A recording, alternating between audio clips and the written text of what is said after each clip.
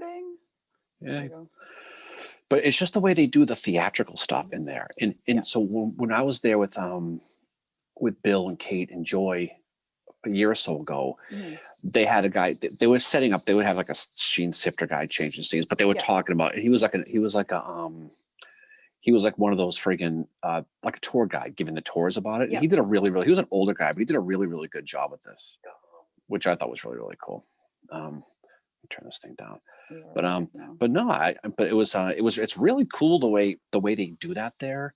And then going across the street to the Peterson house is really, really cool. And I definitely enjoy watching that. I have never been to Peterson house before. Yeah. See, how do you go to Forge, not go to Peterson's? Usually a 2-in-1 deal. We did in high school. We ran out of fucking time. Like that was really? It was exciting. I was excited to go.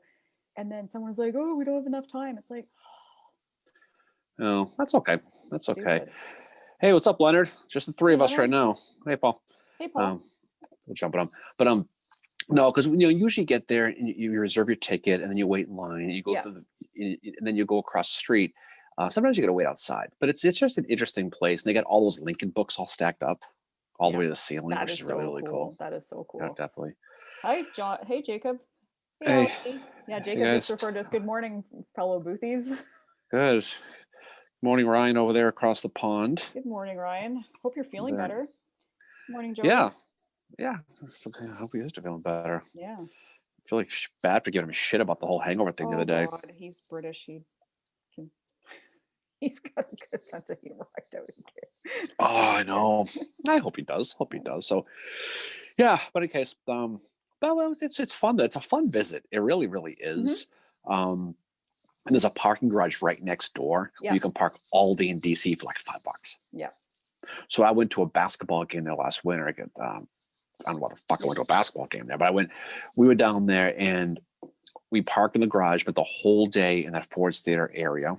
I got to go around the back where Booth Escape, that alley. No one ever goes. I get to go there and hang out there for a little while. I think I tried to sneak back there in high school and my teacher was like, get back here.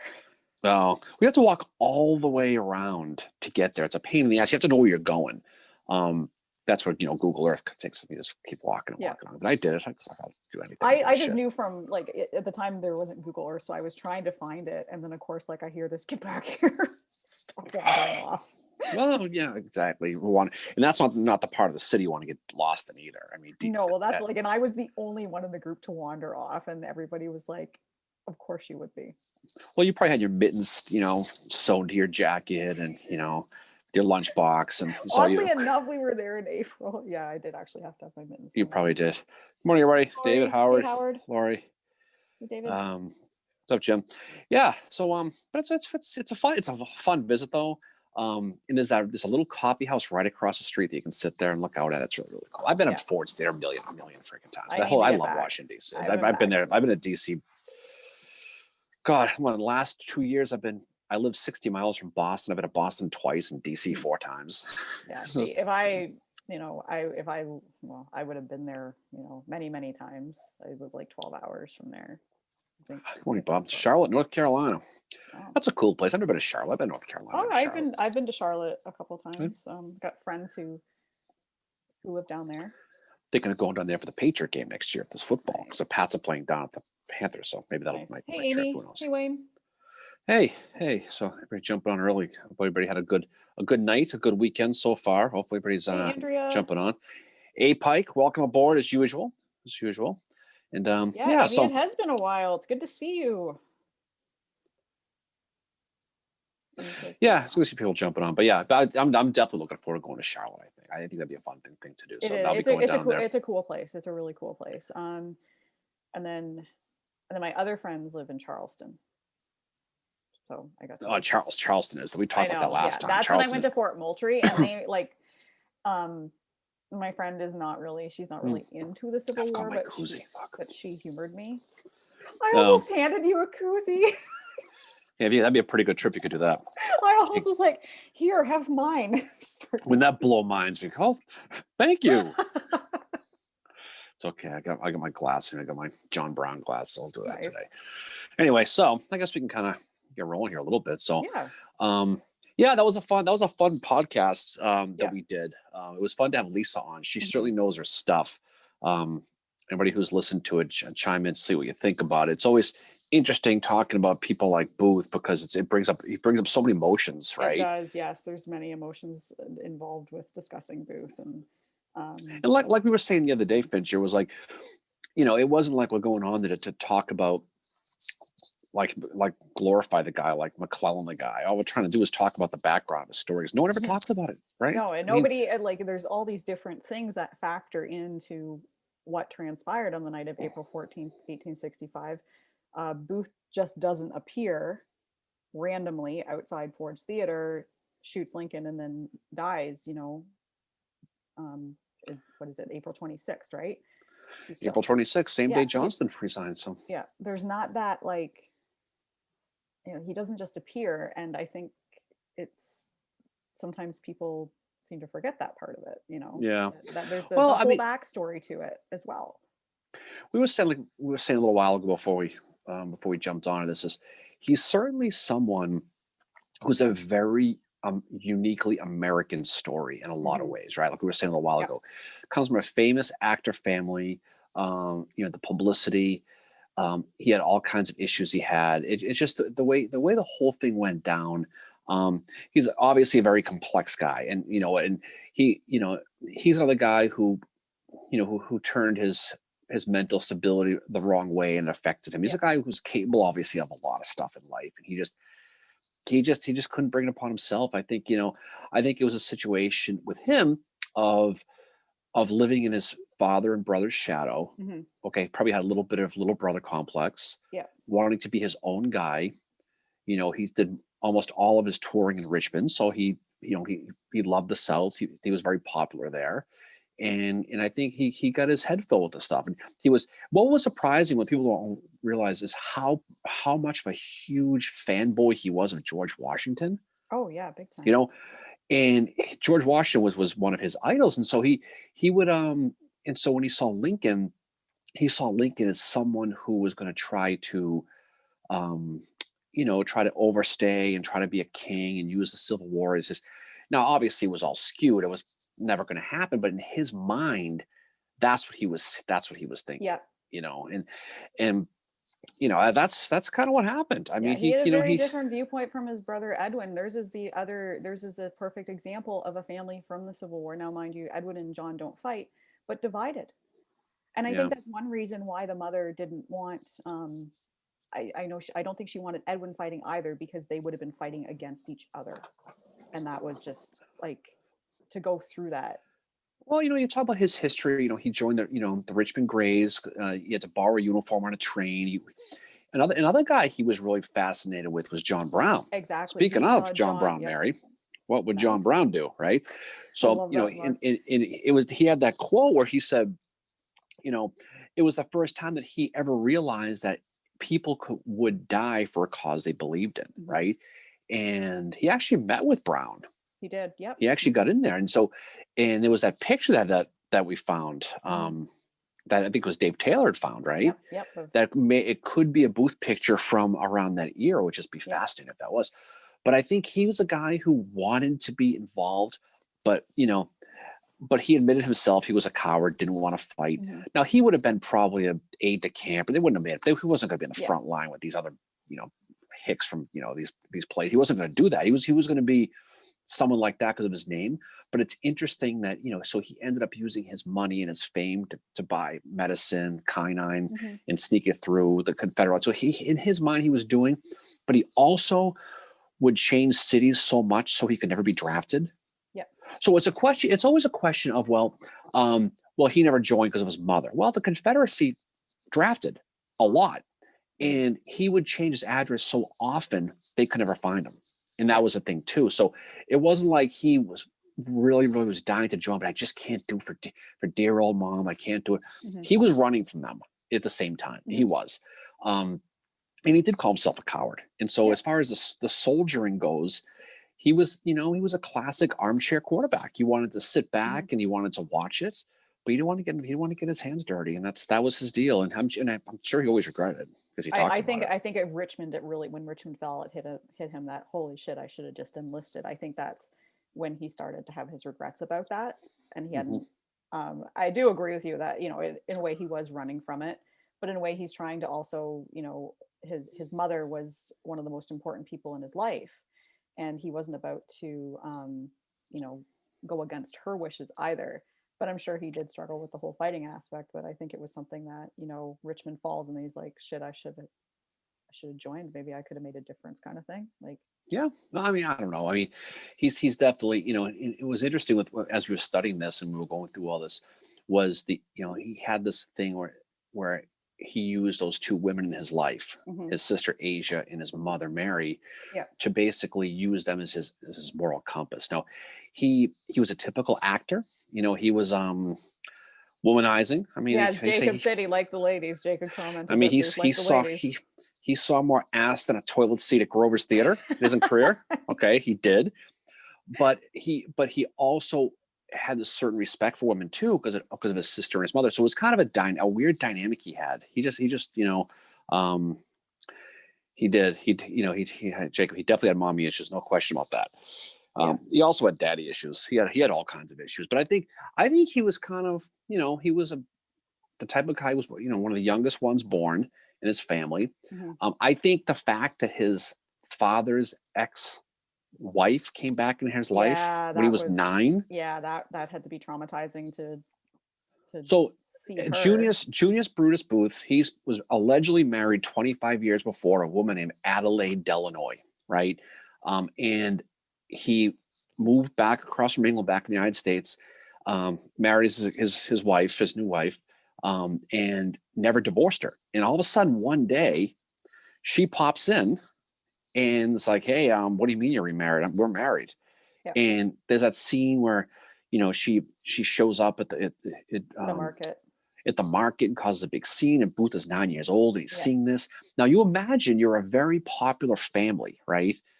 And now this happens. How the media must have had fun with this, Yeah, the right? gossip columns were going crazy in Baltimore Yeah. over it and stuff. But I can't even imagine being like Booth is like 9 years old when this happens, and he's like, Adelaide is saying he's a bastard. That being called that I at mean, let's that be honest. You age. call me a bastard every single day. It doesn't affect me. I don't call you a But when you're bastard. I not, call you a but fucker. that's true. It's a Get it French right, word. fucker. Les bastard. Damn Canadians. But but but Bastard. you know, but I think what happens is at that point it was a big deal. It was a huge deal because he had these issues of insecurity all along. You talk about how when he was born, when he was 6 months old, his mother had that vision of Yeah, that he was going to have a horrible life. yeah, He's in school, he runs into that gypsy, and the gypsy does his tea leaves or the hell she does and says, hmm, you're gonna live a short life. yeah, It's gonna be, and so he was living in this endless psychological cycle of I'm gonna fuck this everything yeah. up, right? And I think that he did use Asia especially Hmm. as the one light in his life that Yeah, he could focus on, that the proof there was goodness in the world, because all he saw was misery in his yeah. life. And that was because he put it in his own head too. You know, Ryan said, if you were going to shoot Lincoln, you think someone competent would have got the job of killing Johnson.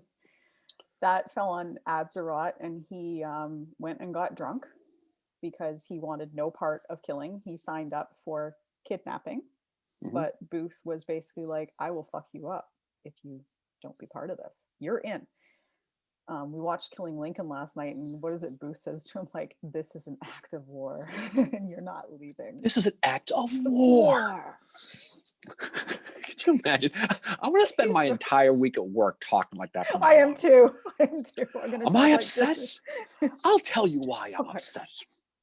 There's a tyrant in the White House. That's why I'm upset. The question is, why aren't you upset? And just, Darren, I asked you what kind of coffee you wanted. just to do that. Yeah. But yeah, he was technically a bastard by definition. He was. So he was. Well, Hey, what's going on, Ben?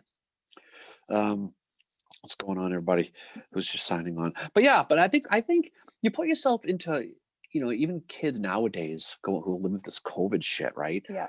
A long time psychological situation that Mhm. they're going through. Yeah. And just the mind's a thing. It is. Mhm. And when you're convinced of something in your head, like you're living out some movie that's preordained. Yeah. Um, but he was also his own worst enemy. I mean, he Oh, was. he was. I mean, he goes into that bar and there's that story, whether or not it's true. I mean, it seems a little bit fantastical, but where he's like, when I leave the stage, I will be the most talked about man in America. He was. Hey, Robert, Booth was captured 10 miles from my house. I was down in your neck of the woods about a year or so, Robert. I was down there at the Garrett farm. I jumped over the chain link fence, violated some rules. I'm sorry, someone I know violated some rules, and went to go see the site. Went to go see the site of Booth's killing, which is a great place. I mean, unfortunately, if you're into highway medians, there's your place. But it's that Booth tour is awesome. That is a good time. I can't wait to do that post-COVID. That's going to be fun. Jim said that he also watched Killing Lincoln last night. Yeah, Killing Lincoln's really, really good. It's and you notice a lot of things about it that are interesting. We talked this morning about the Stones River mention. Yes, Grant, Stones right? River. So for those who have seen it, it's the scene where they're in Lincoln's cabinet, and Lincoln is going on about the dream he had and saying all the victories, and he says Stones River, and Grant is all like, "Fuck that! It wasn't a victory." Yeah. What was funny was the guy who played Grant. He was like a used car salesman. The way he was. He's like sidling up to Lincoln. It's like, hey, I'm like, what the hell? It was the one miscast in the whole thing. It was pretty good. Yeah. But it was just interesting that I noticed that Stones River, like we both noticed the Stones River thing in there, especially since big time. we just did the episode about it. But the fact they mentioned that, and there's Grant again, was fuck that, it wasn't a victory. Oh, Lincoln, it was. Lincoln was probably like, what? But right, go up into these tangents. That Booth escape tour, though, Mary, that is a thing, because that was, for years, that was my number one bucket list item, right? And historically, anyway, and so it was like once we finally did it, we did it about a year and a half ago now. It is pretty cool. It's just because no one does it. We started at the Surratt Tavern in Clinton and worked all the way through in all the spots. Spent a lot of time at Garrett's farm.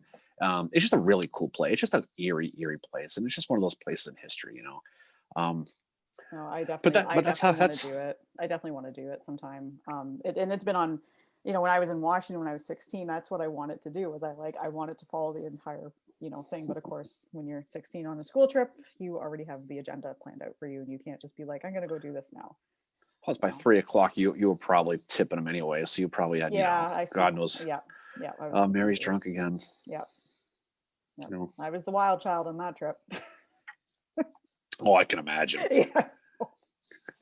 What I did was try to sneak away to see the alley where Booth escaped. Everybody's like, yeah, but it's pretty funny. Yeah, Andrea, glad you got your coffee back. That's pretty cool. I had way too much coffee this morning. I woke up just exhausted today. But what was good about the Killing Lincoln, though, obviously Jesse Johnson, the guy who played Booth, was fantastic. He's the best part of it. Anybody who hasn't seen that Killing Lincoln has to watch it. Don't let the Bill O'Reilly thing scare you off, because it's really, really good. He doesn't have any involvement in it. He's listed as executive producer, but he doesn't have any involvement in it. If you want to learn some more about it, our sibling podcast, Rail Splitter, we did an episode about it. Be almost 2 years ago now. We had Dave Taylor on, who is at Lynn Conspirators on Twitter. He's a really full of shit. He knows a ton about Booth and the conspirators and the assassination. We had him on to talk about it and give us his thoughts, and he said he really likes it too. And a lot of people are scared off by that, the O'Reilly thing, but it is so well done. It's so well cast, and it's like, there's parts missing, like Mary Surratt's on in it, but it's one that if you watch it again and again and again, there's so many Easter eggs in it. If you are into the Civil War and the assassination, it is like a gold mine of Easter eggs. Speaking of our friend Dave Taylor, he's someone who's one of the Booth, people, and he's young. He's probably about 40, probably. I mean, I don't think he's that old. No, probably younger than that, I bet, right? I think he's younger than me. Oh, okay. So he's what, 4? Yeah, probably about mid-30s, probably, right? But in any case, it's younger than that. But okay, but he is so he is so well respected in the Boothy world that when the sign for the John Wilkes Booth stop was stolen off that highway, because someone stole the Booth was killed here sign, they asked him to write it, the new one. Yeah. So when you pull over and you see the John Wilkes Booth, the end of the assassin sign, that's Dave Taylor who wrote that. That's how cool that is. That's a cool story right there. Yeah, You no, know, he's a really knowledgeable guy, and more than that too, he's a nice, down to earth guy. He's um, very great person to like talk with about Booth and all that. Because we've had him on Real Splitter, I think 3 times. That he's Mhm. been awesome enough to come Now on the and do Killing that. Lincoln thing was good. There was some weird little tangents. Like they had that big story on James Tanner, the shorthand guy. Yeah, the stuff that they picked up on was really like I was like, instead of Tanner, could we just talk about Mary Surratt instead? Jim makes a good Jim said Lincoln has only 13 days to live. Lincoln has only 9 days left to live. Lincoln has 3 days left to live. You know, it would be great if he said that and they showed Billy Campbell goes, Lincoln has 4 days to live. And he went, wait, what? Yeah. You know, if he heard him, I do what? There are some hilarious You know? behind the scenes pictures from Killing Lincoln, and one of them is Billy Campbell dressed up as Lincoln holding a big gulp slushy. It's so fucking funny. And Oh, there's yeah. I think there's a couple of him and Jesse just lounging around. And there's behind the scenes pictures of when they had to do, you know, the cover is like Jesse standing behind him with the gun. Mhm. There's like video footage of when they were doing that. It's actually kind of funny.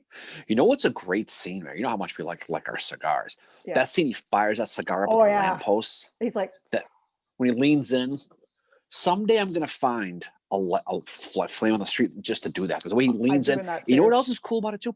Is the way he always handles his hat. oh yeah, and he Right. puts it on. He's like, And he just says the whole. Now, I admittedly, I have a John Wilkes Booth hat I bought at Dirty Billy's in Gettysburg, and I was wearing that when I was there last Yeah. summer. And you get in character when you put that hat on. You play with it and Yeah. stuff like that. oh, I But will that sometimes scene- put my baseball hat on, and like I'll be like, doesn't work. You know. the same, though. But like, I don't know. Nice, good try though. But but that scene when he lights a cigar, it's not quite the Grant cigar scene in the Appomattox thing. No, not but it's quite. a close second. Okay. But it's almost that's a cool scene. Yeah, right there, but it you know? captures who he was. He was a drama queen, and like I think he was going on adrenaline by that point. Like I'm gonna get this done, kind of thing. Mhm. And then the funny thing is like he walks into Ford's Theater, and they're like, "Hey, John," and he sets his with his cigar. He's like, "Boop," onto the like just on that shelf, and the guy's kind of like, "What is he doing here?" And nobody questions why he wants to go backstage and anything. They're Who, just like, Booth? yeah, like they're just Well, because leaving. they knew who he was. He Well, wrote. I know, that but was- it's that kind of was, like, what's he doing here? You know. But I know, it's like, like- he frequented the theater. Like that was where he had his mail sent to, was Ford's Theater. at that Yeah, time. and he did, and that was his big thing. In the whole story with John Parker, this Yeah.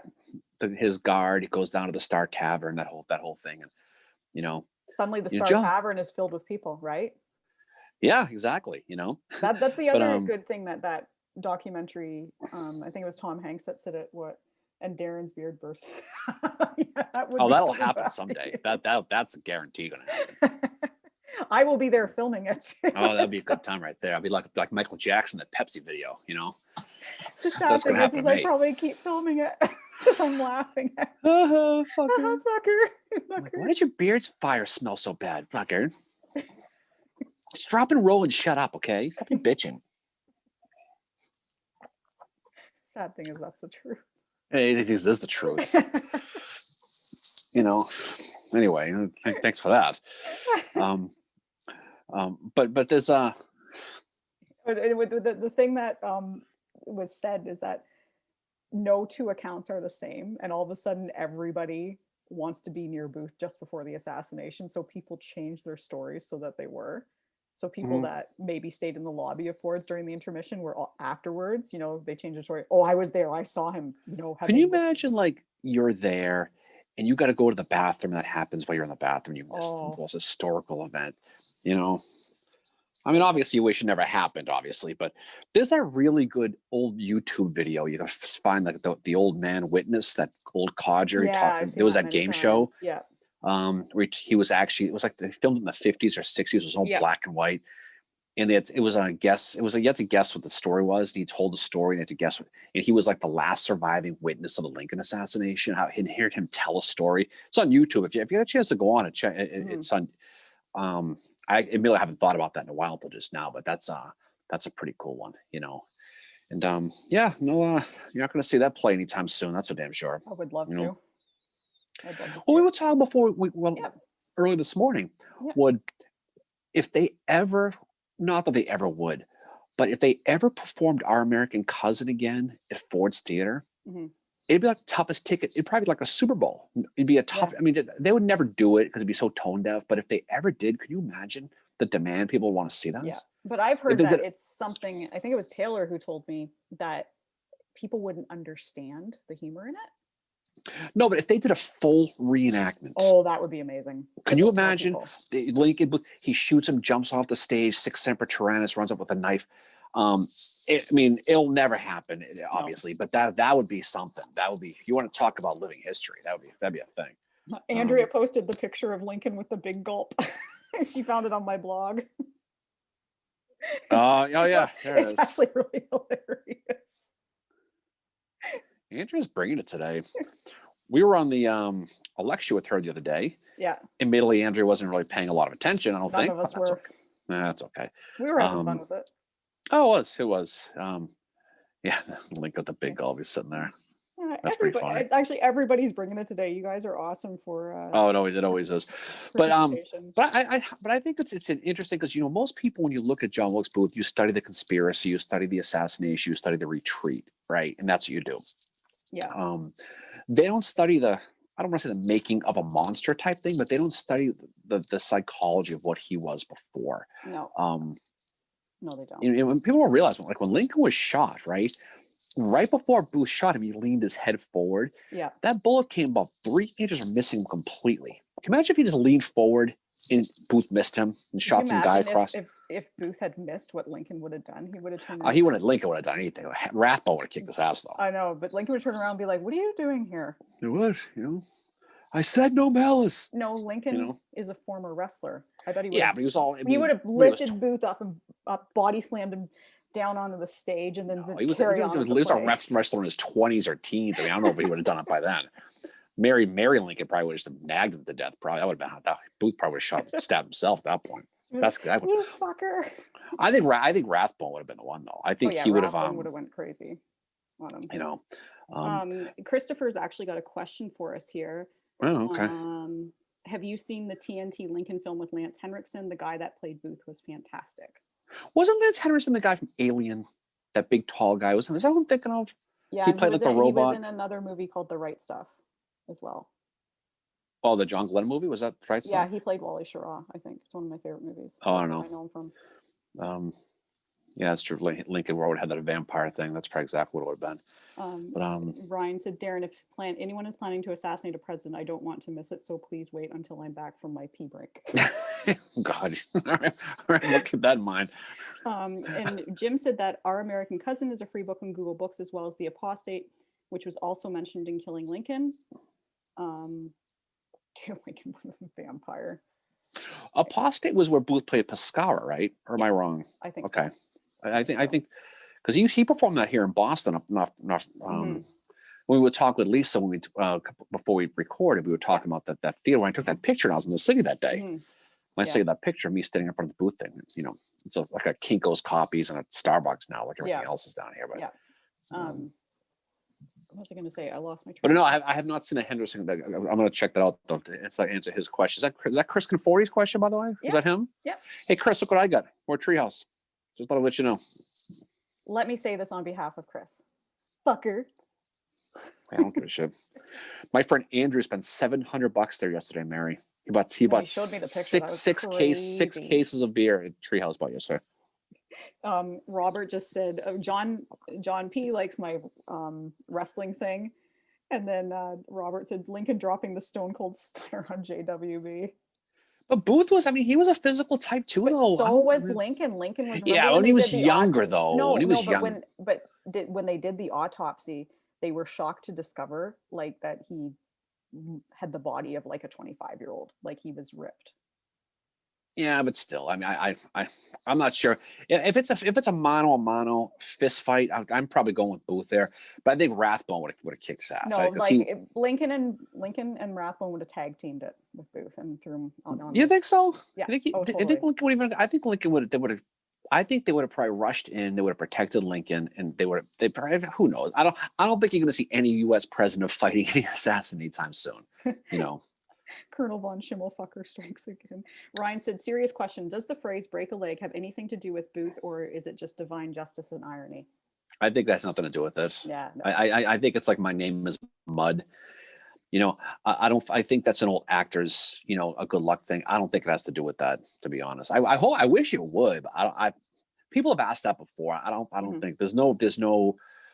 You know, there are certain phrases like we were talking about. You know, last week, Mayor, with Burnside, the whole "No Siree Bob" line Mhm. when Lottie Moon left him at the altar and said Mhm. that, and that's the earliest known ever mention that phrase. But they don't know. But so that could have been the case. Yeah.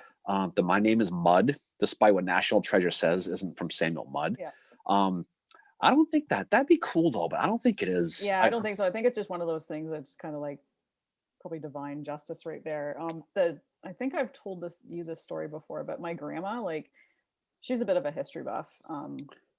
She, I think she knew a lot more about Lincoln and the assassination than she let on, because she actually was able to tell me quite a bit about it. But she used to say to me, if I was about to do something that could get me into trouble, she'd be like, "You do that, and your name will be Mud." Mhm. And I finally asked her one time, "Who is Mud?" And she told me, like, you know, she wrote it out for me and showed me, and I said, "Why is it spelled with two D's, whatever?" And she told me about Dr. Mudd, and she said, "This is because," and you know, she said, because he was like, kind of like, they thought he was involved, maybe he wasn't, or whatever, and he got put in jail, and all that I other think it was. stuff. I think he popped. I think it's like the hooker phrase, right? Yep. Hookerness doesn't come from Joe Hooker, but he popularized it, and so it kind of did in a way. But going back to the wrestling thing, can you imagine like you're sitting there at Ford State, all of a sudden Lincoln and Liberty starts playing, and McMahon goes, "That's Lincoln's song," and then he comes strolling and all cut, and just it just jumps Booth. I swear he would have lifted him over his head and just slammed him down on the stage and then said, "Carry on with the fucking Well, you've play." seen that picture with Lincoln on all the presidents in that Fight Club, that meme that was going Yeah. around a few years ago. Yeah. Where he's sitting there all cut with a cigarette in his mouth. Well, my phone case. Yeah, you know. You know? Yeah, like, that's a real picture though. The Yankee ad was incredible. But this you is know? apparently, like, from the autopsy, this is apparently minus the tattoos. Oh, all right. Jim Okay. said, break a leg is a theater thing, meaning when women curtsied, they broke their leg from being a straight leg to bending the knee and thus breaking the straight leg. It's a good luck wish, basically saying, "I hope you have many bows and curtain calls." Did not know that. Oh, Hi, Lisa. Lisa's popped sense. on. Hey, Lisa, how are you? We're just Yeah, talking so- about the podcast. Lisa was yeah. on our. Yeah, She Lisa was on our thing. So hopefully, Lisa, hopefully you heard the podcast. Mary and I listened to it this morning, like we always do on Saturday mornings. And I thought it was really, really good. I thought that, you know, just listening to it again, and you know, and Mary, as we record these, right, you tend to forget Mhm. half the stuff you say just because Yeah. the way the dynamic of it all. It was really, I thought it was really educational. I thought it was really good. Lisa really, I mean, she obviously knows her stuff. I mean, like no one we know, but it was good. It was good to try to keep up with her too. It was fun. No, it was definitely good. it was a good episode. One that we said when we, you know, decided to do this podcast back in August. One of the first things we said was, we've got to do assassination podcast. We've got to do one about John Wilkes Booth and his background, to tell that story, because it's such an interesting study into the psychology and understand the assassination better. So to be able to finally do that with a guest like Lisa was really, really awesome. Hey, Biddle, see my phone case? Mine's better. Fucker. I bet you Biddles likes that phone case. Just saying. But were we going to do a wrestling podcast episode? Didn't we talk about that last summer? We did, yeah. We were thinking about it. Yeah. Yeah, we'll have to do that one of these days. I was like, we'll have to figure that out. Yeah. It was Before fun. I was on Rail Splitter, Nick and Jeremy did one, which was the 1860 Republican National Convention, and they gave them all theme songs. Something like that would be fun. I mean, that would be fun to Yeah. do, to be And, honest. and then they did the 1860 election in another one, and again they gave them theme songs. What do you guys give old Hannibal Hamlin? I don't know. I wasn't part of the podcast then. Oh, This was pre Mary that they did that. the PM days, pre-Mary. Yeah. But you know, it was it was good though. It was interesting, and I think a lot of people, when you mention Booth, you talk about, obviously, you know, you know Edwin. You certainly don't know Asia. No one knows. I mean, No. but I think it's really, really cool. And Hey Lisa, we were actually Mary and I were watching your Instagram video this morning too Mhm. of the grave visit you did with Booth, just to watch that to keep up with it. So um that's an interesting thing is his gravesite. That's the other thing too with all that. And I wonder, and this is one thing that I forgot to ask Lisa. So if she if she knows when they buried Booth with those three young dead, Yeah, the right? three The Booth children kids. that died. I Yeah. wonder, and I don't know this, I wonder if they buried the three of them to mask the fact they were hiding John Wilkes Booth buried there too. If they Okay. did that and saying we're burying these three kids, Yeah. and they snuck John in too, so that it wouldn't cause like some Well, sort of yeah, issue. because like I mean, Lincoln's grave was attempted robberies how many times? Like you would think that Booth's grave would be high on the list too, right? You wonder if I wonder if if burying the other children who had died before Mhm. in that spot was a cover up. Yeah. So they didn't realize they were burying John Wilkes too. I wonder if that was the case. I was thinking about that this morning as I was watching her video. I thought about that in the past too. I just forgot all about it. But I bet you it was. A few years ago we had that bombing here in Boston at the Yeah, marathon, I remember right? that. And there was a big issue about when that one guy died, one of those terrorist guys, where they were going to bury him because they were afraid of someone doing something with the body. Mhm. And it got me thinking about the Booth thing, like when they buried him, because he'd been buried, he was buried in the basement of the old where Fort McNair is now at the Arsenal prison. Yep. And then eventually, I think it was 1869, they buried him at Greenmount in Baltimore. Yep. But I wonder if they did that under a cloak of dagger type thing. Like they did that because they couldn't announce, hey, guess what? We're burying John Wilkes. John Wilkes at 1 o'clock on a Sunday. Don't do it. Oh, I bet you they did. I bet you they did. They did that on purpose. I bet you they did. yeah. Well, it's a very similar story to that of Lincoln, right? Like Lincoln was in a corner under a pile of wood for how many years before they finally put him in 10 feet of cement, right? And they Yeah. did that as kind of a cover up so people wouldn't, because they kept trying to rob his grave. And Ryan and Jacob both, okay, so Ryan says that he only knows Edwin from saving Robert Todd Lincoln's life story, and Jacob says that he only knows Edwin from the fireplace mantle he gave Edgar Allan Poe. And that's just what another thing we're trying to get at in this podcast is there are other members of the Booth family, Mhm. especially Asia, who she and John were incredibly close, and she was like Darren put it best, I think, when he said that Asia's like his anchor. There, I said you were right. I'm just gonna sit here and be right. Yeah, you can wear that for the next 5 minutes and then you'll be wrong again or something. Nice flag, by the way. Yeah, I had to change it. I just put some U.S. flag up there. I have plush toys. What do you got? Oh, what do you got?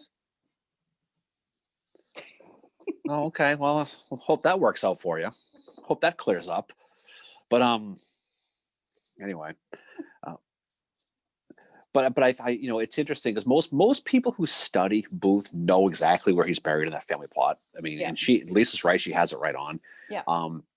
But it's just an interesting visit when you go there because it is a creepy, sad.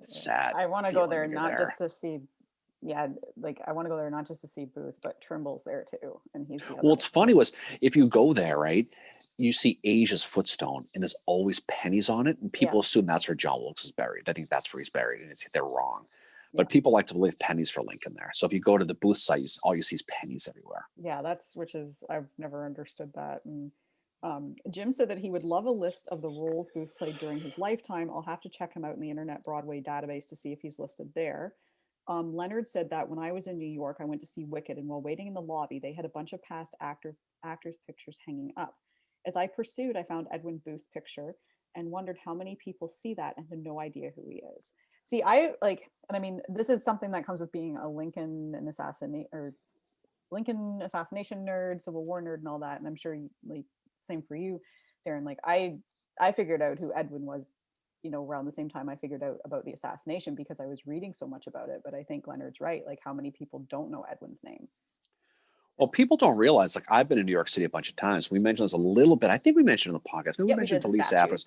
But the statue of Shakespeare in Central Park, that money was raised on November 25th, 1864, the greatest day of the year, November 25th, Mary. There was a one time that the three Booth brothers all got together and did Shakespeare, right? And they did that as a fundraiser to make money for that statue. And the statue did get built. Yeah. And so if you go to Central Park, you find the Shakespeare statue. I don't think it says anything about the booths on it, but that's where the money came from. So Yeah. that's like living history looking right at your face. Yeah. With that. So, but there's a lot. I mean, Edwin Booth, he's buried not far from where I am. He's buried up here in Cambridge.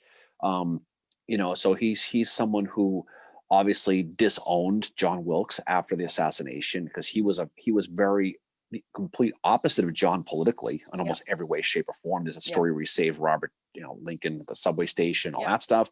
But it's interesting when you look at him, and like we were saying before we started, I guarantee you though, he never played in front of an empty seat for the rest of his career after the assassination, because everybody knew who he was at that point, and they wanted to go see him. You just know, because that's how it is, Exactly.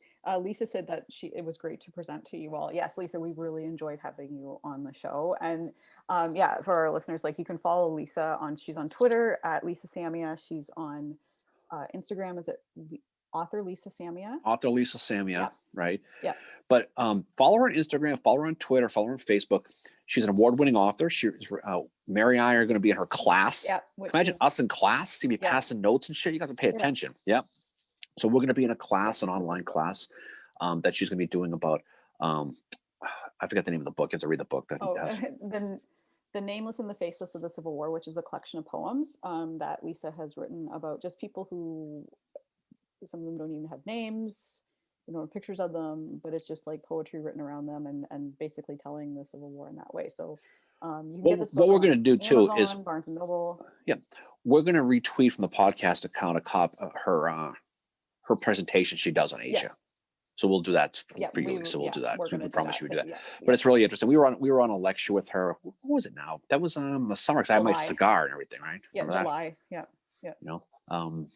And so we'll definitely retweet that. But it's very interesting. I mean, if you're into the overall history of Lincoln, you got to study Booth, though. You got to, because it does give you a side of Lincoln you don't see in a lot of ways, and it's a full 360. Yeah. Again, go ahead. I was going to say, and again, I hope no one mistakes the fact of this podcast that we're trying to glorify the guy, because we're not. It was just educating the background of what it was, because a lot of people just don't understand like what drove him to do this, right? And that he was a completely different guy than the assassination. We had those quotes with that. One of the guys at Forge Theater basically said he was marvelously clever and it was an amusing demigod, and all these quotes are like, think of Tom Hanks shooting the president today. That's what it was. You'd be like, what? That was what the mentality was at the time. Yeah. They were stunned that it was assassination, was as shocking as it was. But someone like him doing it would be like the most, like, no friggin' way. There's no way. That's how the reaction is, like, how the fuck, like, why, like, how could he do that? And that's why it's so, you have to remember, don't just see him as a guy who comes into play on April 14th, 1865, and then dies in April the 26th. Look at the psychology behind it. Like, look who he was. Because to know his motivations is to understand the Civil War a lot better. It's to see another side of the story. It's even to understand who Lincoln was better too. Because as you say, Darren, full 360 view. Lincoln has many, many good things about him, but the people of the South, there's reasons they saw him the way he did, and to see that is to understand the story a lot better. I think, to understand that part of it. And Jacob says Johnny Depp's. I've always thought that a Booth type act would be a Johnny Depp or a Leo DiCaprio. I think Leo DiCaprio. And I think like one of those. Edwin would be more like one of the classic actors, like Cary Grant or Humphrey Bogart, somebody like that, because they had very different acting styles. Junius is definitely Marlon Brando. There's no question. Right from the melancholy, the alcoholism. Yep. That's literally who he was. Yeah. Picture John Wilkes Booth's father was Marlon Brando. That is spot on. And Lisa said that at the time of Edwin Booth's death in New York City, he had a picture of John on his nightstand. Wayne said Edwin and Junius performed in Memphis in the 1850s. This seems like high culture for this little hole in the ground. Hi, Belinda. Paul said, no need for a disclaimer. All of us are intelligent enough to understand why you're talking about the subject. We really do appreciate that. Because Yeah, this is something that, like for a lot of years, I'll be honest with this, for a lot of years, I didn't talk much about Booth. I kept my opinion of him kind of quiet, how I was fascinated with him, because there have been some instances where I have been, again, judged for it, as we were talking about. We've mentioned that a few times during the Facebook Live, but now I am, very much, I can say, like, yes, I am a Boothie, and that is not a bad word. It basically means you are into studying John Wilkes Booth because you want to know. I see it's just I want to know more about the assassination, what his motivations were. It helps me understand history better. I hate what he hmm did. It's horrible. It's a horrible thing that he did because it had so many repercussions that we still feel today. But yeah.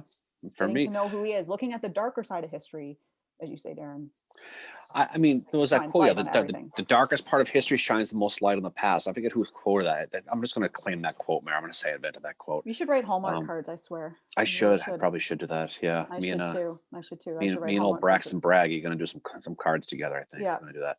But I got into Booth because from high school I did a story on it, and then I got really fascinated. The conspiracy was my entry, was my gateway drug into the Civil War Yeah, in high that was school, to be mine honest. too. And then when I was in college, I did my senior thesis on the Lincoln assassination, and so at that point I was totally indebted. So, and then it kind of went from there. So it was cool to do this. It's just, but anytime you're gonna do a podcast about someone like him, you're gonna get the Lincoln people are gonna be grabbing their pearls and they're gonna make Yeah. all these things. And that was the whole point of this, was just getting an understanding. So it's okay to study people like Yep. him, and to learn about him, just to increase your own intellectual curiosity and your own thirst for knowledge. Just because you study something doesn't mean you're honoring them. You want to learn Exactly. about it, and that's all it Yeah. was. It's You like know, when I told someone I was reading a book about Patrick Claiborne and they seriously said to me, "What are you, a Confederate now?" And I'm like, "What?" Well, you're reading a book about a Confederate, so you must be a sympathizer. well, you are a Confederate, though. Canadian. Canadian was freaking brutal in the Civil War. You guys, Canada is a confederation, so and you did burn the White House in 1814. we burnt the White House. We harbored Confederates in Yeah. Montreal. My town, I've been meaning to find the article for you. The local paper, when they wrote about John Wilkes Booth, they make him sound like there's a little bit of a Southern slant on it. I mean, my country was outwardly not for the Civil War, but inwardly because of the Well, times your of country Britain didn't and all exist till that. 1867 either. Let's be honest. Fuckers. I'm just saying, you can take all your stuff, and that's fine. But you know something? You guys haven't won a Stanley Cup since 1993, so whatever. Okay, Well, I don't it's you cheer for guys even any you guys even American still a country. NHL Do or you any guys even Canadian teams. I mean, do you even lift anymore? I mean, you guys are nothing. Whatever. Might I remind you of a man named Edward Doherty, who was in the 16th New York Cavalry that found John Wilkes Booth, as well as John A. Huff, who shot Jeb Stuart. There was also some Canadians who won the Medal of Now Honor. we got the So big border. Now we don't let you guys in anymore. So now we obviously learned our lesson. So anyway, enough about that. Enough I'm about a me.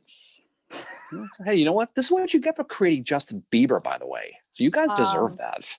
Hello, we gave you Carly Rae Jepsen, and we also have Trudeau. Oh, you want to go? You want to talk Carly Rae? You want to do this now? I haven't had enough to drink. I was gonna say you want to. Okay, well, It's there's not almost 10 to o'clock that at night story. yet. I saw Carly Rae show up on the Fremantle picture on American Yeah, I on, did too. Civil War Lampoon this week. That's weird that she was there. And I also saw her on the picture we did for the Booth thing this morning. She was made there an somewhere. appearance. Wow, And you know what? it's amazing. I saw Doherty in that, and I thought he's probably in his head. He's going, "Fucking A, we found him." Let's get this guy and get the Tim Hortons. Let's go. Let's go away. He comes up to the Belichick still tobacco sucks, barn yeah. and Doherty comes up to the tobacco barn. "Are you in there, eh?" Can you come out? It's okay. Sorry, we're loud. Sorry. sorry, we have guns pointed at you. He's like Boston Corbett. He's like, he typically shot. He's like, I don't give a fuck. This guy's too nice for him. Shoot, bang. Doherty's Sorry, trying to be the John, nice sorry. Canadian. That was like at the end of the killing Lincoln. I know it wasn't Doherty, but they said, "No, we don't want you to die. We want you to live." All I can picture is Doherty right there. Sorry. Oh my God, Yeah, sorry. I thought that was Doherty saying that. I don't think it was. I think it was. Well, I don't think it was because the uniform wasn't right. It was like a slack coat. I don't think Doherty would have had that. But it looked like Doherty. It might have looked like him, but he didn't have the insignias weren't what he was. Who knows? I mean, Maybe he was like Grant and didn't wear the Yeah, typical I type suppose of it's true. But uniform. it's, who the hell knows? He's also Canadian. He might be a little bit more humble. Who knows? But I do have to get one of those Lincoln Avenger pins, one of those LA pins. Yeah, Those are tough to find. I gotta find one of those. yeah, that would be cool to have The that. 16th. Yeah. Hey Tim. Yeah, Belichick still sucks. Okay. Yeah. Well, we'll see. We'll see. Andrea said, Um, this whole time I thought Canadians burned the Capitol. Duh, Andrea. We did.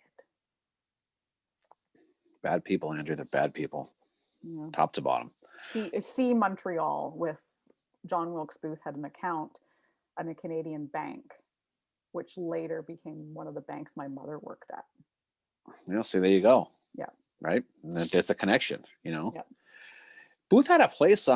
He actually had a place on Commonwealth Avenue here in Boston, that he, which is right near where the site of Boston University is right now. So Yeah. more reason to shit on BU, but that's a lot of the sites are gone now. A lot of that stuff, a lot of that stuff is just ripped up, and Yeah. unless you go to the old parts of the city, Beacon Hill, places like that, a lot of the Mhm. stuff is different now. But you can see Robert Gould Shaw's house still. That's still there. Yeah, I'd love to go see that. You posted a picture of that on Twitter, right? A few days ago? It's actually not far from where Cheers is, the That's TV show, cool. the Cheers bar. I need to go there too next time I'm in Boston. John Yep. P says it's less scary to demonize people, or it's less scary to demonize people like they're different than other flawed humans. More flawed for sure, but not as different as you'd wish. Yeah, I mean, it's I don't think it's anybody more flawed than him, but his story is it's something.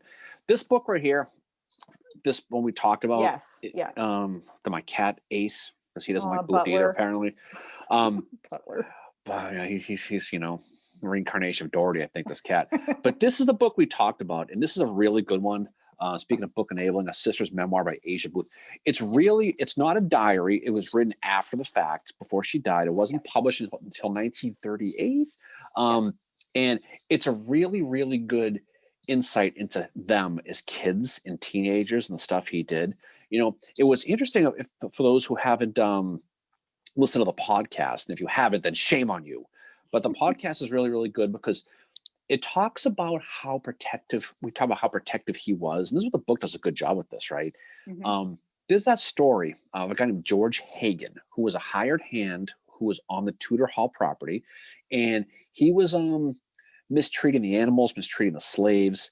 And John's mother went over to Marion Holmes, went over to George and said, hey, you probably lighten the fuck up a little bit, Yeah. And he basically tells her off. So John finds out about it, and he goes to George and says, what the hell did you say? What the hell is wrong with you? You need to go and apologize to those ladies in that house for what you said to them. And he goes, ladies? There's no ladies in that house. And John gets pissed, and he pulls out a stick and whacks him right upside the head on it. And so it was another case of a lot of him defending Marianne and Asia with that. And so that's the one constant all the way through this with him. Despite the womanizing and the politics, those are the two, but especially Asia, which were his anchors that brought him back to reality. I think Asia was proof to John that there was goodness in the world. Absolutely. And because I think he spent his life thinking, but I think he always thought that if the world was dark, it was a shitty, negative, miserable place. But Asia was his proof. And when he died, he had that Agnus Dei medal on, the Lamb of God medal, not the rock group, Mayor. I know what you're thinking. It wasn't the Lamb of God rock group. It wasn't, and you wonder where he got it. And there's no proof of it, but in my opinion, he had to have got it from her. That's my opinion too. Asia was Catholic, tried to convert John to be Catholic. Yeah. Why else would he be wearing that medal in that spot? Exactly. When he could have traded it, sold it for food, for shelter, he kept it and had it on when he was killed. And there is no doubt in my mind, and I think Lisa, I think she'll agree with the two. Yeah. Again, there's no proof, so you can't. All the serious people will say you have no proof. You can source it. Read between the lines and just kind of piece it together. If you're in a situation where you're in the most difficult spot in your life, the most important part of your life, you want to have something with you as to ground you, and that necklace was his grounding to Asia. And I think it had to have. I just do, and there's no way to prove it. No one will prove it one way or the other, but I think that's the case. But we're not wrong in that opinion at all, because that's how we're interpreting. Well, no one's opinions are wrong. Exactly, there's gaps in this evidence, and that's what we're piecing it together. It's like, we did the same thing with Rosecrans at Chickamauga versus Rosecrans at Tullahoma. Yeah. You know, piecing together the evidence, you look Right. back at him in those two campaigns, he's a very strong leader, he's a good general, like he Yeah. leads his men, and then you get to Chickamauga and he basically has a breakdown, you know. Despite what the fake Jefferson Davis Twitter handle says to you, Oh, Mary, your opinions are not wrong. yeah, so fake Jeff I saw has him go been to at Jacob too. Fucking God, awesome. people are. Andrea also posted a picture of the White House, the 200th anniversary of the White House burning down, but this time it was with sparklers. You know, if you go to the Truman balcony, you can still see the burn marks. Yep. I've not been to the Truman balcony. I'm not that elite, but I know people who have. They've seen it. What's that? I should try and get in there and say "Love Canada." Oh yeah, I Or love just that. write sorry. You should you should totally jump that fence, Mary. You should do Yeah, it. What's the worst that could that'll happen? work out well. Exactly. True Daddy will save me from jail. Oh yeah, he'll he'll flipping save his me. hair, going, "I got nothing with this." She's on her own.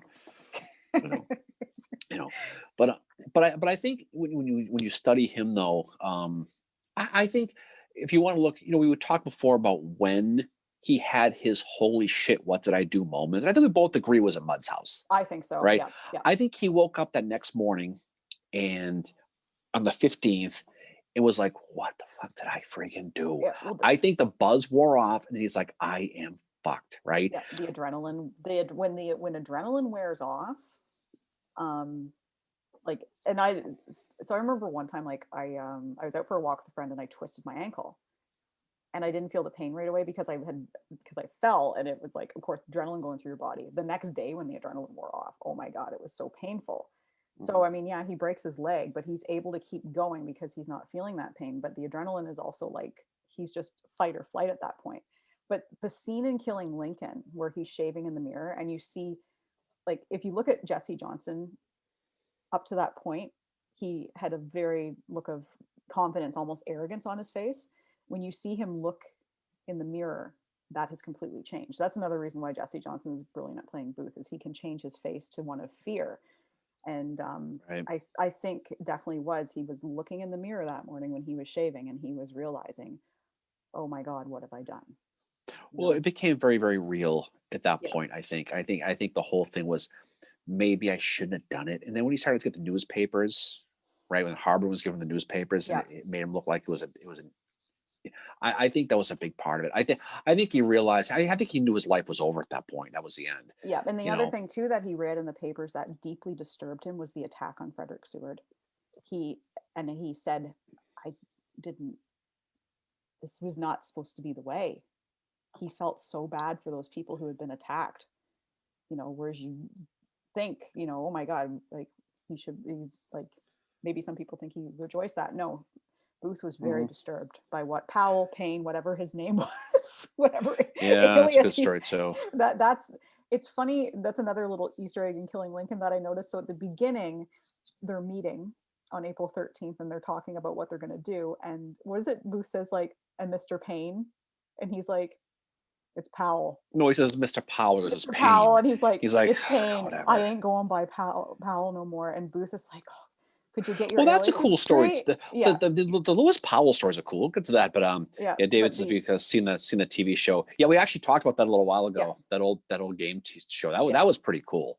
But no, Powell is an interesting guy because he was the one. People don't realize he fought at Gettysburg with the Second Florida Charge when he would have been 19 years old. Not Pickett's Charge the day before. He was in the David Lang's second day 2. Mary. So come to me for all your history needs, Mary. And but he was in the second day with the Floridians. And so he gets hurt, goes to the he goes to where Gettysburg College is now, Old Dorm, and he ends up being there, and he ends up helping out because he had not a medical background, but he was good at helping people. So he ends up basically tending to the Confederate soldiers while he's in jail. He gets sent off to a prison in Maryland where his girlfriend, a chick named Mary Branson, breaks him out of jail. Yeah. He ends up joining Mosby's Rangers. At some point along the way, he ends up staying with a family called the Paynes. Yeah. They had a small child named Lewis Payne, and he adopted that nickname. And so whenever he pretty much got in trouble or got caught, he would use that name. So that's where the Payne Powell thing comes from. Yeah. The funny thing in Killing Lincoln, though, is that then when it's going through, they show them at that shooting gallery in that basement or whatever, and it's just Powell and it's just John, and John says, "Okay," I think he says, "Okay, Mr. Payne," right? And then he's like, "Powell, I ain't going by Payne no more." And you just see John turn around like, dude, settle on a Yeah. name. Well, I think that's what the whole thing was. But the other thing what's interesting too about Powell, I think we mentioned this last time, but he had an apartment in the warehouse in right field where Camden Yards is now. Yeah. And so when you're sitting there at an Oriole game, if you go to the Oriole games or you see it on TV, that right field area, that's where he lived. And Andrea mentions he she's been in his grave down in Florida. His head is buried by itself down in Florida. And the rest of his body is whereabouts unknown in Washington, D.C. somewhere. And that's a fascinating story. They found his skull. So all the conspirators all get executed. And he's buried in Washington, D.C. And something happens, either moving the cemetery or whatever. They're moving the bodies. No one comes to claim his body. So they're going to move his body to like a pauper's section. Any unclaimed bodies are going to get moved. So the guy who owns the cemetery, if that's such a thing, digs up Powell, okay, buries his body in the paupers, except he keeps his skull as a souvenir. That's fucking weird. Okay, so he keeps his skull, and after a while, he got guilty for it, from whatever the hell he was doing with it.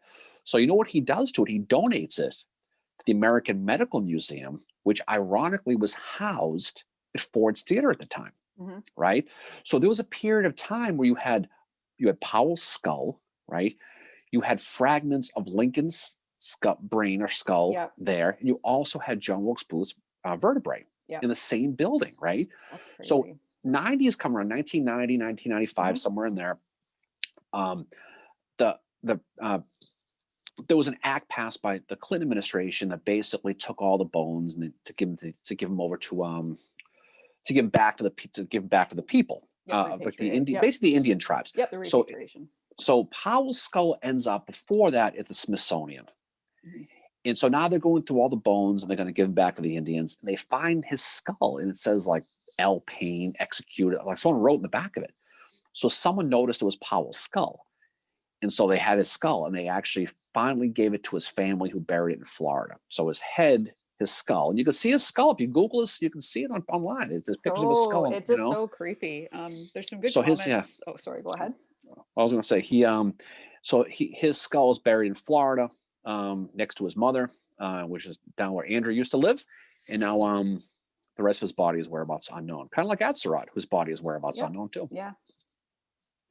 And they were all buried, I think, in the old arsenal, right? Like originally, and Booth was too, along with Henry Wirtz. Yeah. So Jim said, now I took the shaving scene a bit differently about him having an inner dialogue with himself to shave the mustache or leave it on. That's an interesting thing too. Did he shave the mustache?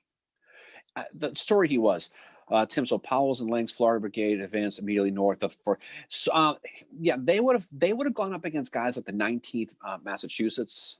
Tim, they would have gone up against those guys. So they would have fought basically heading towards like what the Kadoorie farm is. So they were a little bit north of where the First Minnesota when it gets guys like gets Cadmus Wilcox's people, but that's where Powell would have fought. He got shot in the wrist. Going up, it was probably by a Massachusetts guy, Mary, to be honest. But the 19th Maine, 15th Massachusetts, 1st Massachusetts from Joseph Carr, those people, that's who. It was probably a Canadian who had enlisted in the Mass Regiment. Oh, like the old California Regiment, one of those guys. Have to fill up the numbers. Canadian. Trying to make yourself feel better now for what you did to my poor city of Washington. We found Booth, bitch. Okay.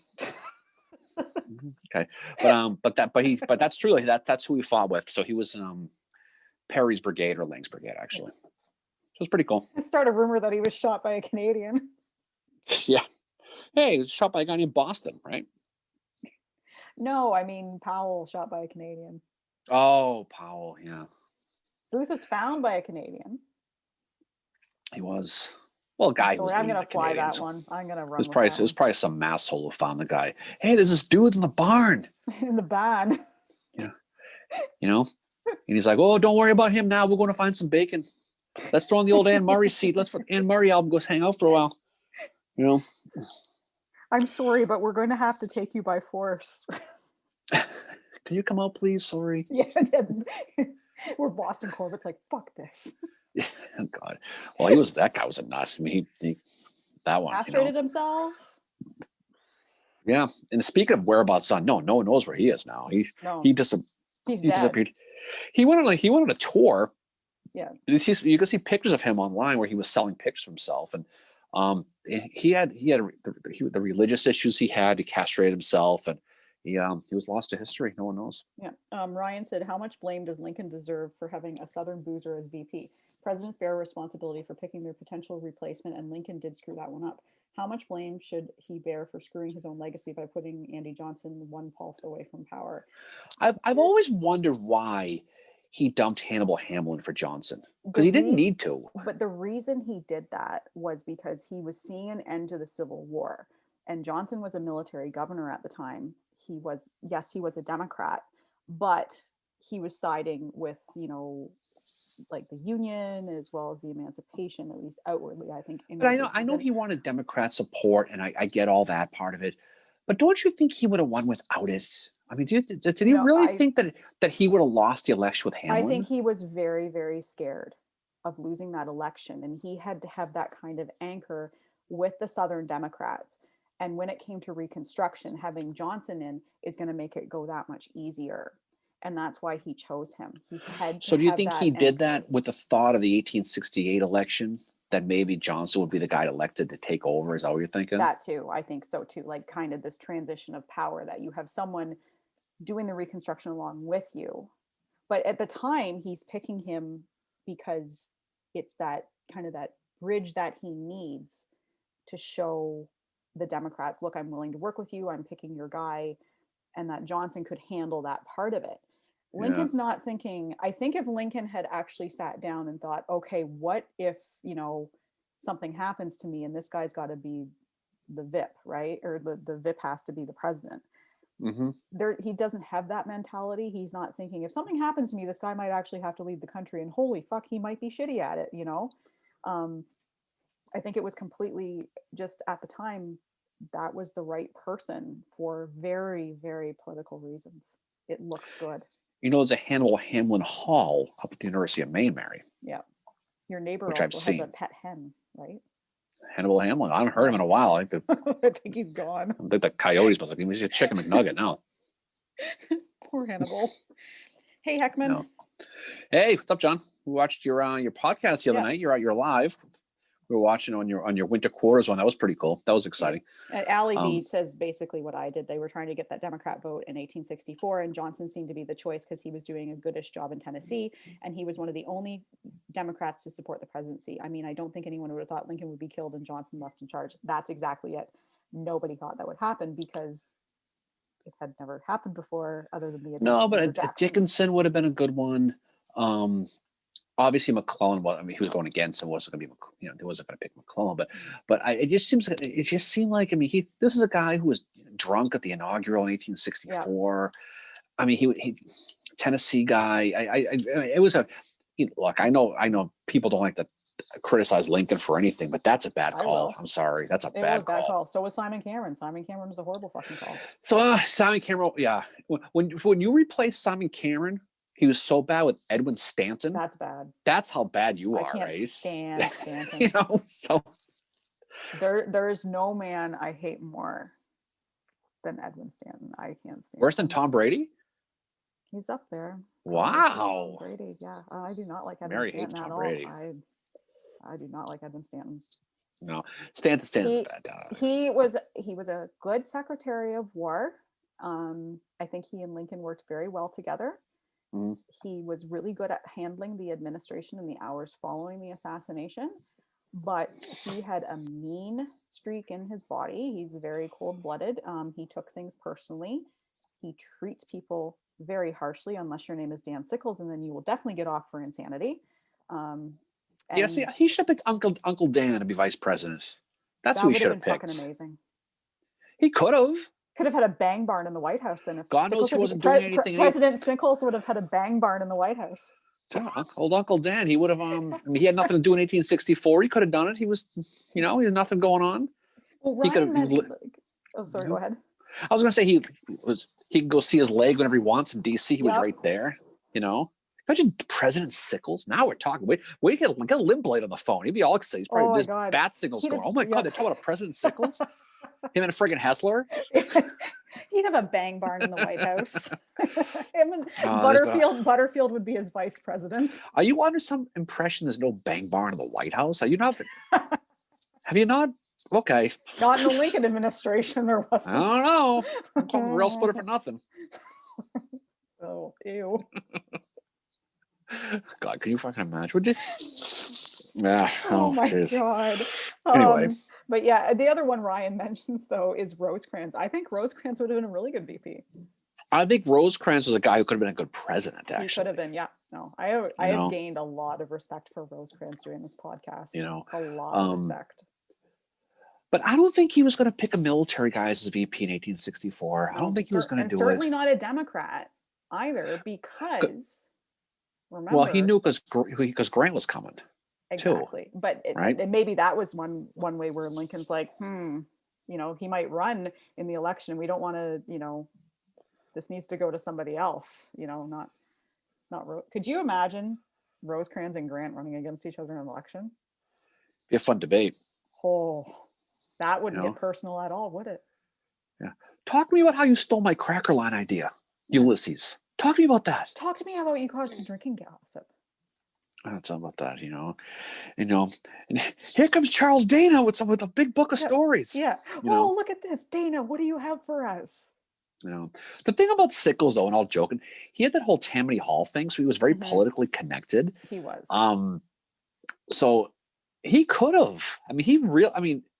It wasn't gonna happen, but he certainly could have. He had the whole Francis Key thing, the Bang Barn thing, Barton Key.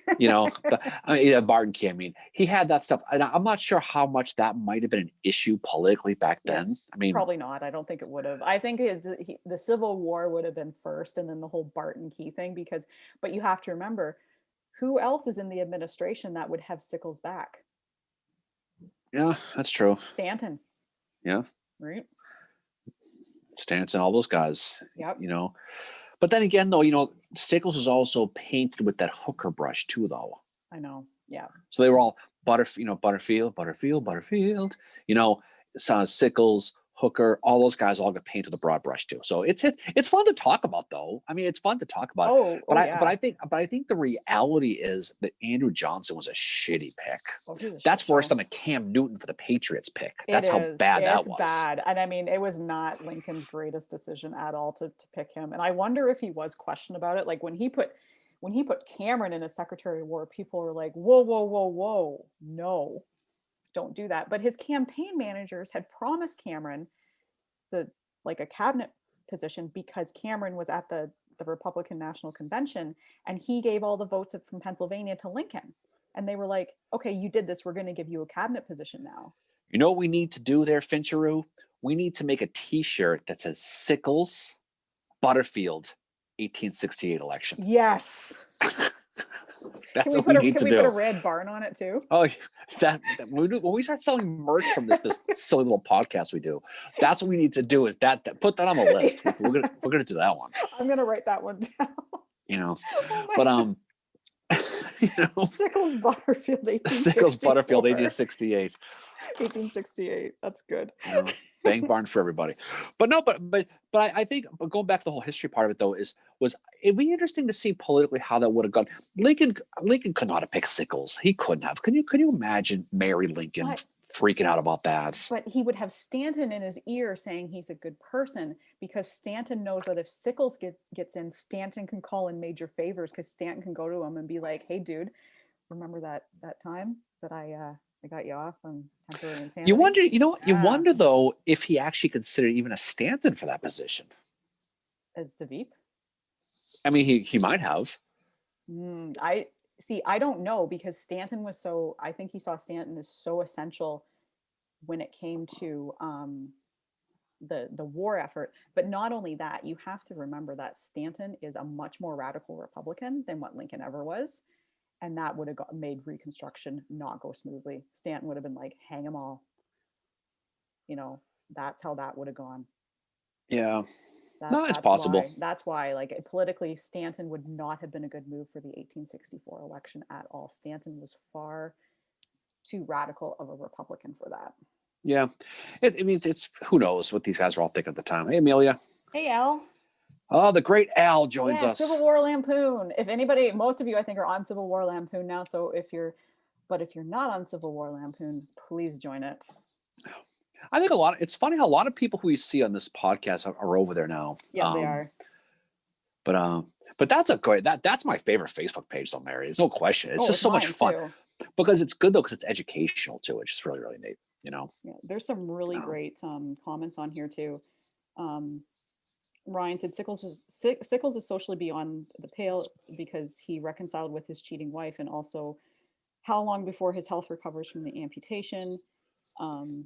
Ryan does say that Rosecrans is a dangerous one, super Catholic guy, and there's a strange, that's right too. The Catholics are not well liked. So I don't think Lincoln could have even considered Rosecrans for that reason. I forgot about that part of him. Yeah, there's always that too. And Andrew said, what if he tapped Grant as his Veep? See, someone mentioned on the comments a bit ago that he didn't think Grant had political aspirations. I think he absolutely did. Everything he did was, I mean, we talked before about how when the musical chairs stopped, fuck. Every single time I have a panic attack like I had when I was 5, and I had to play one of those stupid games. And I was always the kid that didn't get to sit in the chair. Well, you know. Just me, bad luck. And then I was always the kid who got tapped, duck, duck, goose. And then I never caught the other child because I couldn't run. That's why they always picked you. You know. Well, I know. I was the weak link. No, I knew that. But whatever general came out smelling like a rose at the end of the Civil War was going to be president, and Grant knew that. And you could look back, old Rosie. You could talk about the fact of how he handled his rivals with that. So I think he absolutely had political ambitions. He absolutely did. You look at how he treats Sherman, and Sherman has told him, "I'm fuck politics." Sherman doesn't even vote in the 1860 election, and he said if he was going to, he wasn't going to vote for Lincoln. Yeah, no, it's true. These generals, if you ask them in 1860 who they voted for, it was not Abraham Lincoln. That's the shocking thing. No, definitely. Yeah, definitely. I'm like, what else? Jim said, and how about what happened to Major Rathbone and Clara Harris after the assassination? I can only imagine his post-traumatic stress had a lot to do with that. Yeah. Well, we talked about that. I think we talked about that offline one day. We do mention it. We mention the repercussions of the assassination. Right. Because the one thing that often happens is, all you ever hear about is Mary Lincoln. There's nothing wrong with that. Like, what happened to her is horrible. She's sitting next to her husband as he's shot. She's buried 2 kids already. She's about to bury Tad. He passes away 6 years later, I think, from pneumonia. Right. Robert is the only one that makes it to adulthood. She leads a very tragic life. But there's others involved in it too that it's tragic for them as well. The Booth family, like Asia, I think she suffered. Asia, Edwin, Joseph, Junius, Junior, Rosalie, all of them, right? All of them do suffer, as well as Clara and Rathbone as well. Like, Rathbone ends up murdering her and then killing himself. Well, that's what people don't realize, is that Rathbone lost his mind after that. He ended up killing Clara, and her body disappeared too, actually. In one of those cemetery deals. So she's been lost history too. Paul's checking out. See you, Paul. See you next time. See you. Thanks for stopping by, Paul. And some people, Billy, how you doing? Sheila, thanks for jumping on. What's up, Skillman? Speaking of Civil War Lampoon, we got a new one, Underground Bang Bunker, from Andrea. That was Biddles who said that, right? No, Al, you need that. Allie B said the Underground Bang Barn, and then Andrea said Veep Sickles would have the Underground Bang Bunker. I think an Underground Bang Barn bar in Philadelphia needs to happen, Biddles. I think you need to make that happen. Yeah. Give me another reason to go to Philly. 3 of us should come up with a business plan for that. Oh, a pretty good idea. Definitely. That and Undulation Strip Club. But what's interesting, Ryan mentions Sherman had the connections. He certainly did. But he was a guy who obviously had zero ambition to do anything political. And I think that's a big reason why Grant liked him, is because he didn't see him as a threat, though. Yeah, well, after the Civil War breaks out, and before the Civil War breaks out, but after secession, Sherman has to go back north. And after Lincoln's arrived in Washington and has been inaugurated, his brother John takes Uncle Blingy to meet with Lincoln. And Lincoln asks him, "So you've just come back from the South. How are things going?" And Sherman kind of looks at him and he's like, "Swimmingly, they're preparing for fucking war." And Lincoln just looks at him and says, "Oh, I think we'll hold our own." And Sherman, like, he must have had to bite his tongue, because as soon as he walked outside with his brother, he was like, "You guys have no idea what the fuck is going to happen. You're here up in Washington and you don't understand at all how bad this is going to be." Because Sherman was one person who, when he found out about secession, he told his friend Boyd, "You don't know what you're getting into with this. It's going to be a long, drawn out affair." Well, he knew because there was always that rah, we're going to do it thing in the South. But I read something, I don't know if this is true or not, but for every factory worker in the South, there was a factory in the North. And the only question I have about the North was why they didn't go all in at the beginning and just end it. They did it with one hand tied behind their back for a while. And that's what Shelby Foote does a pretty good job explaining that in the Ken Burns thing. But I think there's definitely a lot of that, but who knows? I mean, who knows?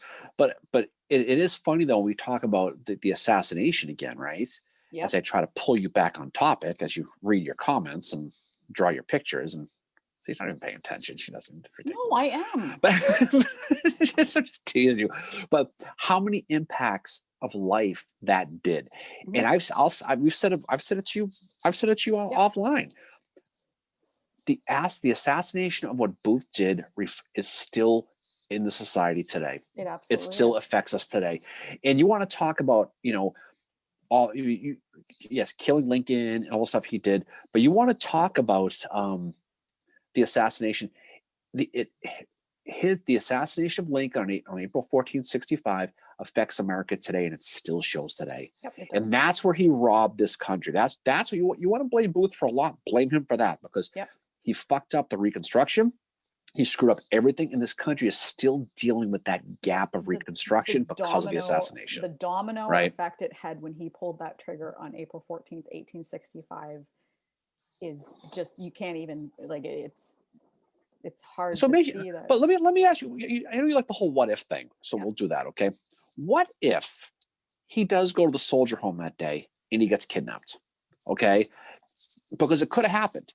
They take him from the soldier home to Richmond and they hold him ransom. How does history change if the kidnapping plot is successful? Because there'd be no assassination, realistically, right? If they took him to Richmond, how would it have changed history? And I've never seen anybody really talk about that.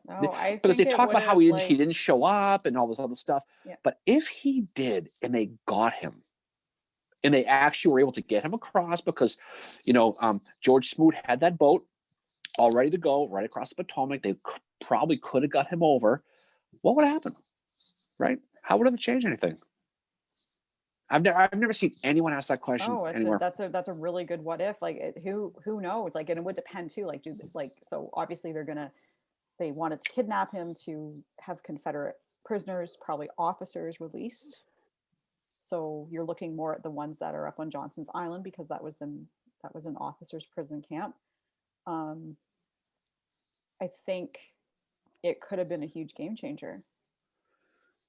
It's just one of those things. I mean, it could have. But if Lincoln, hey Scott, thanks for joining us. Western Tennessee, that's God's country out there. Hey Billy. Yeah, definitely.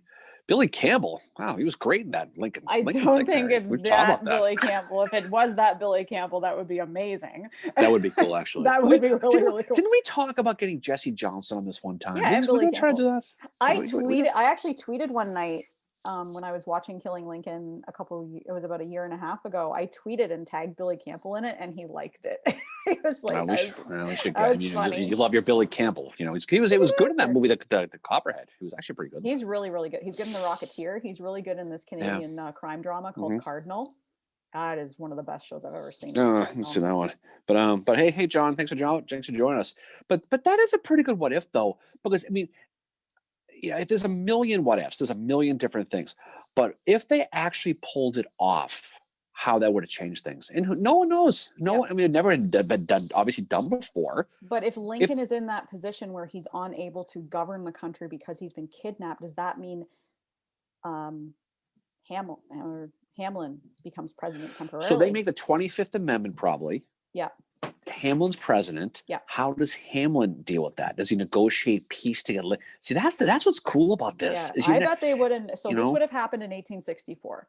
The war's winding down. When in 1864 was this kidnapping plot again? What month? It would have been 1864. But it was not before not long for the assassination. Okay, so late. So the elections because already happened. The reason why the guns were down in Surratt's Tavern in Clinton, in Surrattsville, where that's where Davy Harold dropped them off, because he was waiting for the Lincoln from all to show up, and they said, well, he ain't coming. Well, just drop the guns off with John Lloyd over at Surratt's Tavern. That's why the guns were there. So it wasn't that long before that. It was probably within 6 months before that, right? I mean, I don't know. It's one of those when you're home alone, the power goes out thoughts. So right? Historically. Atlanta's already fallen. Atlanta's already fallen, obviously. right? So Lincoln has been elected. Sherman's probably marching through Georgia or close to it. They know the war is over. They know. I don't think that would have been a hardcore negotiation. They might have released some officers and some prisoners and all that, but what is that going to do for the war effort? Well, that was the whole thing. Booth was thinking, we're going to trade him for all these people. I mean, I'm not sure what a U.S. president on the big chessboard is, because they're trading, a colonel's worth 50 privates and 38. I don't know how that would work. If Davis would have, because Davis had said when Lincoln was assassinated, it was the darkest day of the Confederacy, right? So he might have said, get this guy the hell out of here. Get him back. We're not doing, are you crazy? But it's curious how that might have played itself out, though. Yeah, right? And Al said that we are assuming the kidnappers were more competent than they demonstrated later. Right. This is hindsight being 20. This is assuming that they're competent, they can pull it off. I mean, don't forget too, Booth also had this grand idea that they were going to kidnap him from Ford's Theater. Yeah. They were going to shut the lights off, tie him down a rope, and wheel him down, and then the lights go on, and where'd Lincoln go?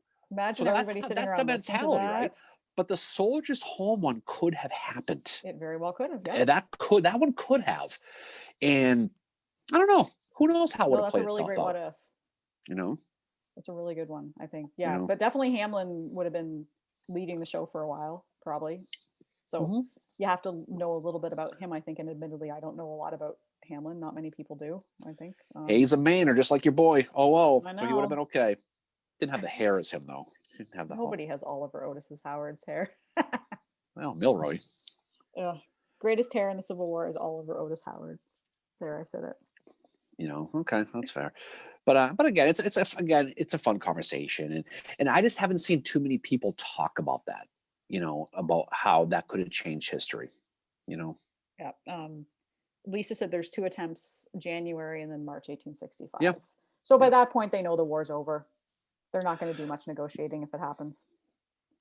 I don't know. You lose your president. You lose your king. On the chessboard. Yeah. That's a big one. I don't know, but it's just one of those things. Something to think about. It's an interesting one. Jim said, "Whatever happened to Lincoln's hat with the bullet hole in it?" Oh, the one from the when he got shot, the soldier home. Yeah. I don't know. That's probably out there somewhere. You see somewhere if someone was trying to perpetrate a Lincoln hat to some museum, it was a fake hat or something. You see that story? Yeah. We've talked about Hatgate a lot on Rail Splitter podcast. That's at the Abraham Lincoln Presidential Library and Museum. That is such a fucking, oh my God. I mean, anybody with that hat big has caused so many people to be fired. That's an embarrassing thing right there. Fired over that hat. But that's you should put millions of dollars on insurance on something that you might think is Abraham Lincoln's. They had a lot of they have the real Lincoln hat at the Smithsonian. I'm sure you've seen that. I have, yes, and I've also seen Sherman's hat, which is at the Smithsonian. Me too, and you have the horse that's there too. You got Rienzi, yes. Sheridan's horse. Rienzi also was the name of John Wilkes Booth horse. Rienzi, named after I believe it was a politician from ancient Rome. Yeah. So how cool is that? He has very, very cool.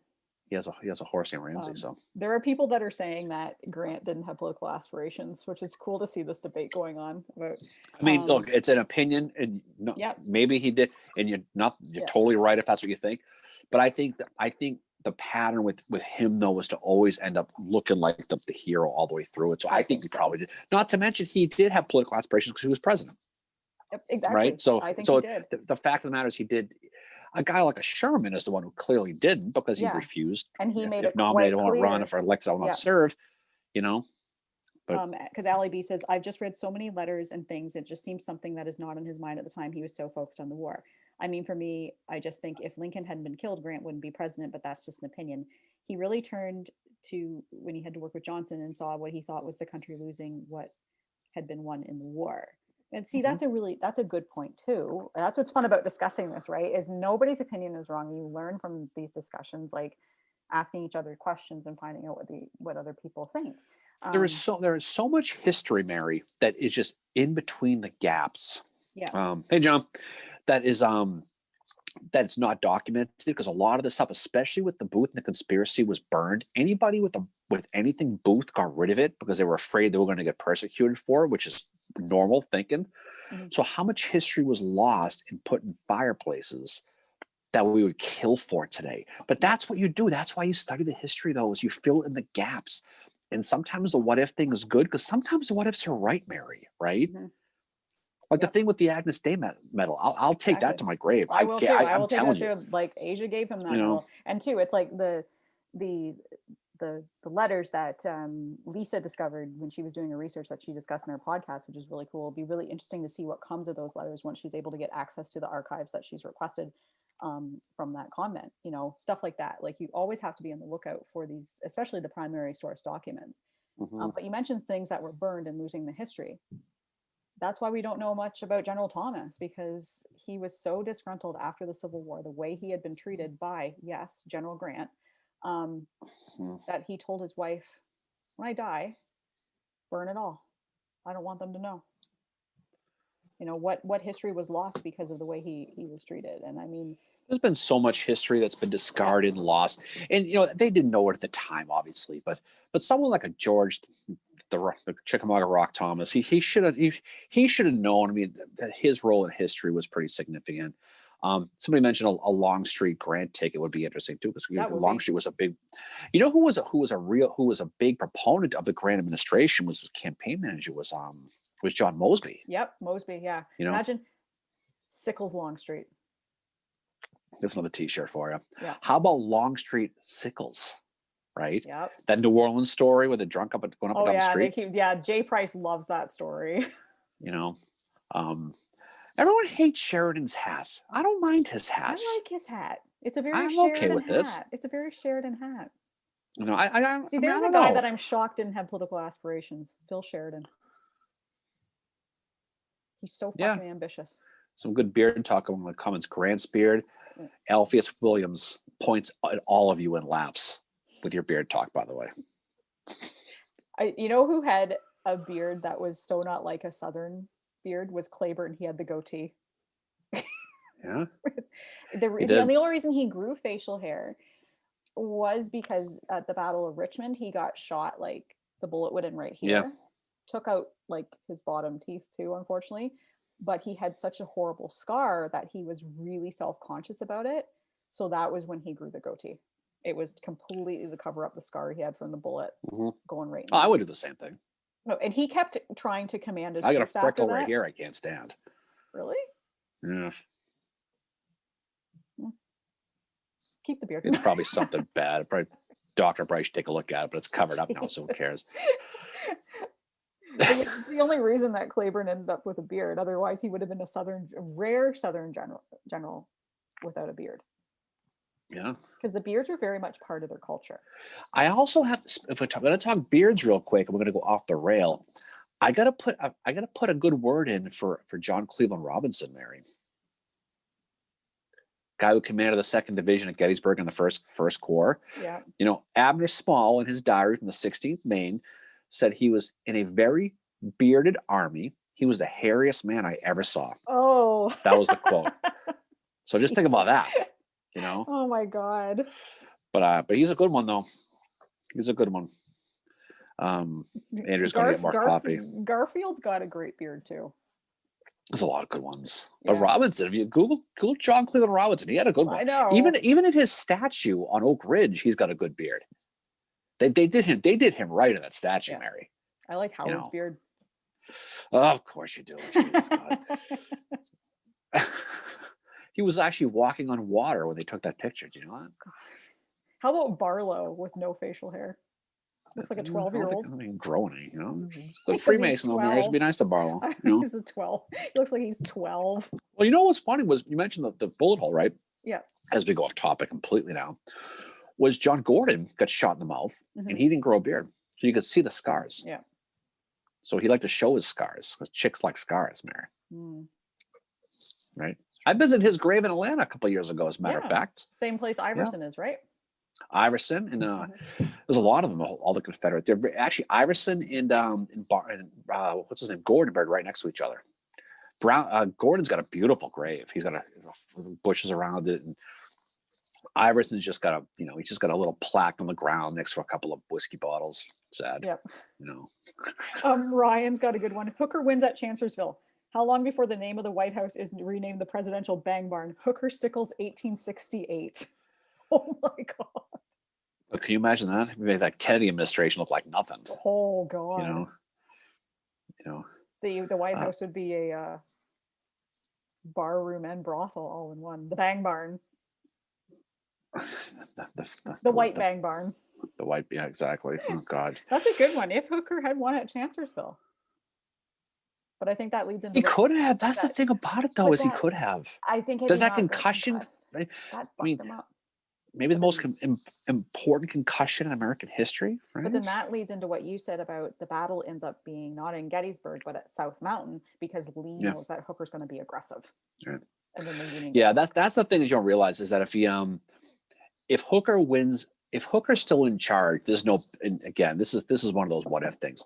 But there's probably no battle at Gettysburg. There's probably a battle at the South Mountains, probably Gettysburg. Yeah, realistically, exactly. Because Hooker would have been aggressive. He wouldn't have sat back like Meade. Nothing against Meade, but he obviously fought the right strategy because he won. He but Hooker would have, now let's say even though Mary, say he loses Chancellorsville, but doesn't get fired. Say he doesn't care about those Harper's Ferry guys and just stays in charge. He's going to want to prove himself at Gettysburg. Yeah. Okay. That's why he's aggressive. That's why Lee's defensive. And he probably beats Hooker again. Yeah, but it's not Gettysburg. It's the Second Battle of South Mountain. Jacob, you had to mention Luke Kuechly's concussion. Oh, breaks my heart. Oh my God. Luke Kuechly was a linebacker from Boston College. I don't know whatever happened to him after he left college. I think he played in the pros for a while. But he had a concussion in Carolina and his career. Jacob, he was so good in school. Oh my God. Butterfield would be at the Treasury. Oh geez, can you imagine? Oh God. It would be the entire Hooker, Sickles, everybody who was involved in the Bang Barn would be suddenly part of the Hooker Sickles White House Bang Barn. Oh, it'd be like JFK's administration. That's what it'd be. That's exactly what it'd be. God. I love JFK. Jacob, best linebacker. I'm going to tell you right now, best linebacker in Panthers history. I'm going to say top 5 all-time linebackers in NFL history with Luke Kuechly. That's how good he was. Yeah. He was so good. Oh my God. I got to talk to him at one of the BC games. He was a good dude too. From Ohio, unfortunately, but no one's perfect. We won't hold that against him. I know. He picked BC over Ohio. From Ohio. He did pick Boston College over Ohio State, though. So there you go. Yep, that's a good thing. Ryan said Americans had not quite a century to perfect their beard game. Sir Percy Wyndham has 1,000 years of British beards behind that facial hair.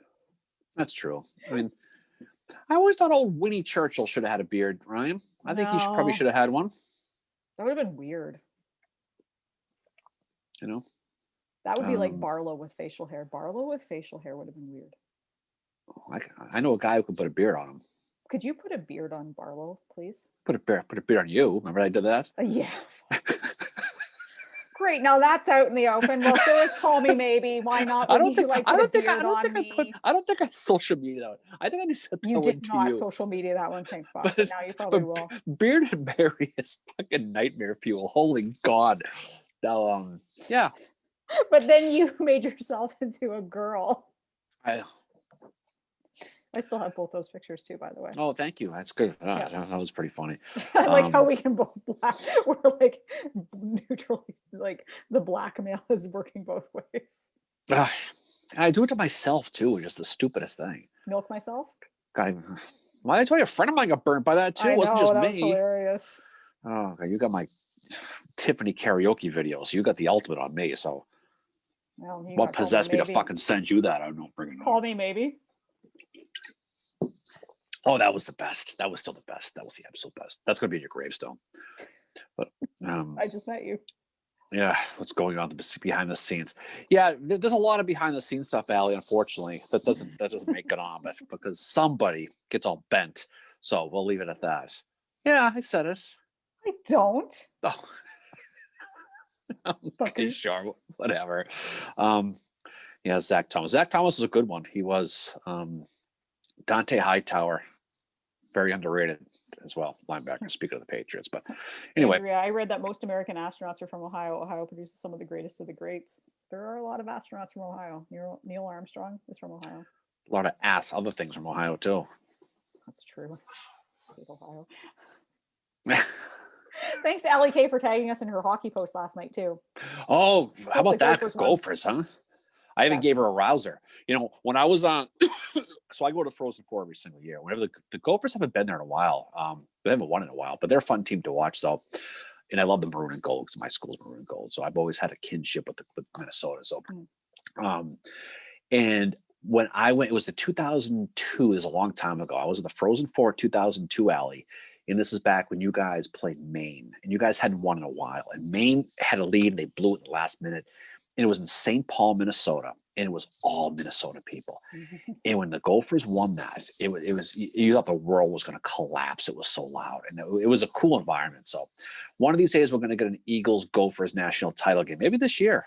And then that'd be a cool game to go to. We'll bet on that. Yeah, BC would kill Minnesota though, Mary. I could kill Minnesota this year. So hopefully it happens. BC got me back into hockey. Yeah, great hockey.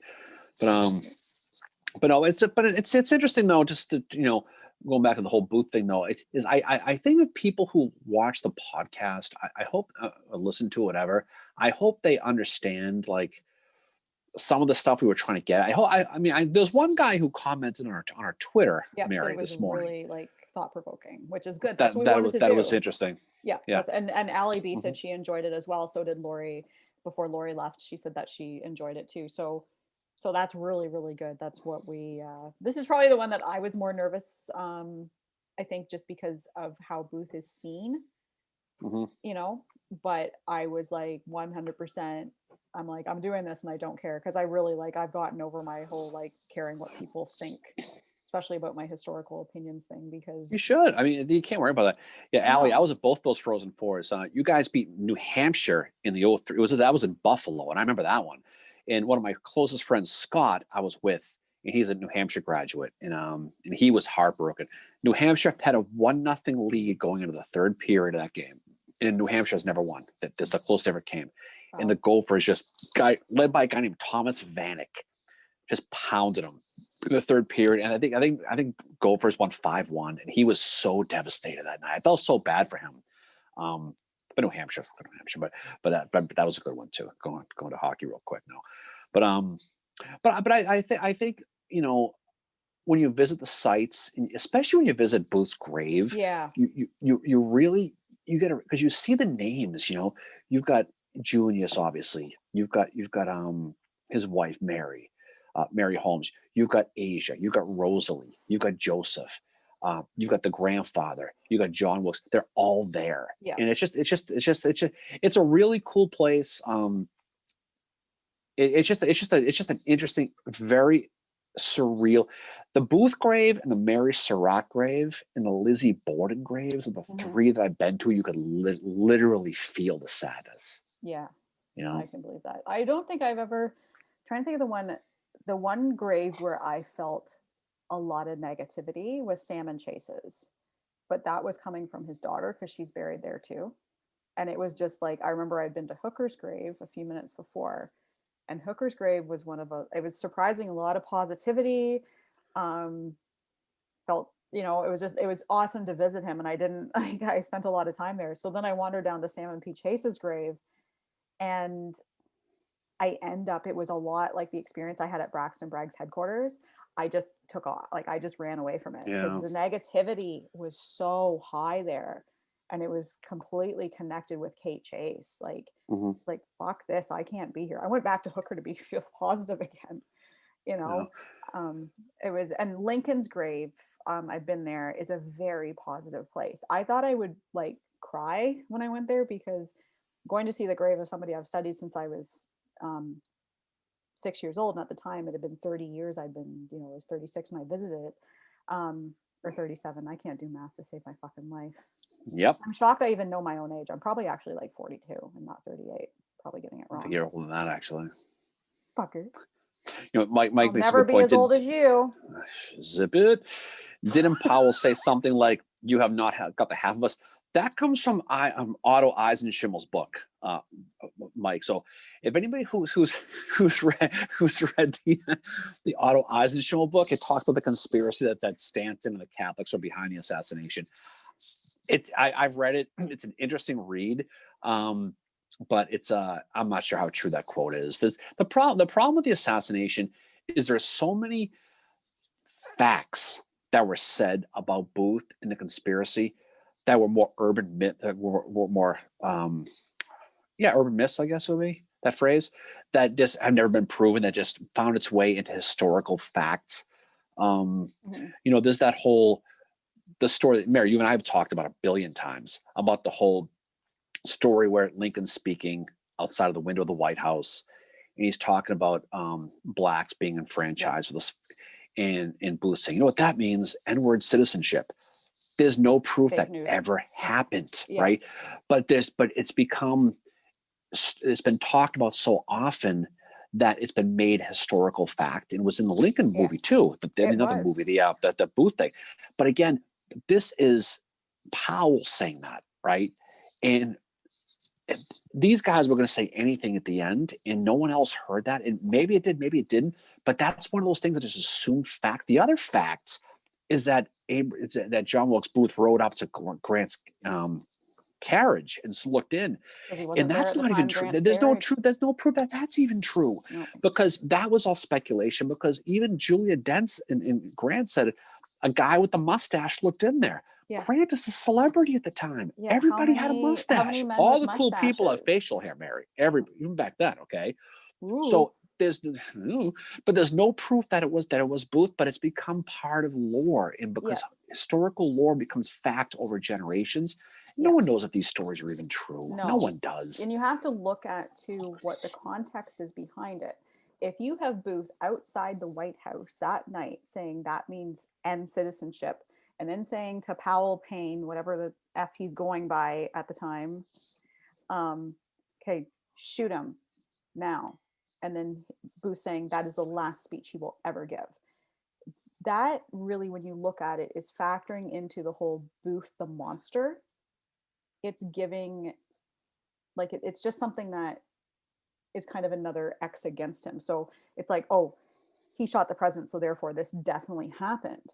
Again, I hate what Booth did. It was horrible. But when you have stories like this that are feeding into this myth, this kind of the whole assassination thing, like you have to look at them and think like, okay, if this isn't substantiated, you know, how is this factoring into the whole story? You know, and what does I it mean, give? It gives more reason that Booth was a, do you know how you many know, people were arrested because that they had looked like John Wilkes mustaches. Booth? A lot of people. I mean, Yeah. Andrea mentioned she's half Mexican, so she's got facial hair. She might have been arrested too. You know, but there are so many people taking the old Capitol Prison, which is where the Supreme Court building is now. And Yeah. there are a lot of people who think that's where the executions were too, include my Civil War Roundtable. I had to correct them, Barry.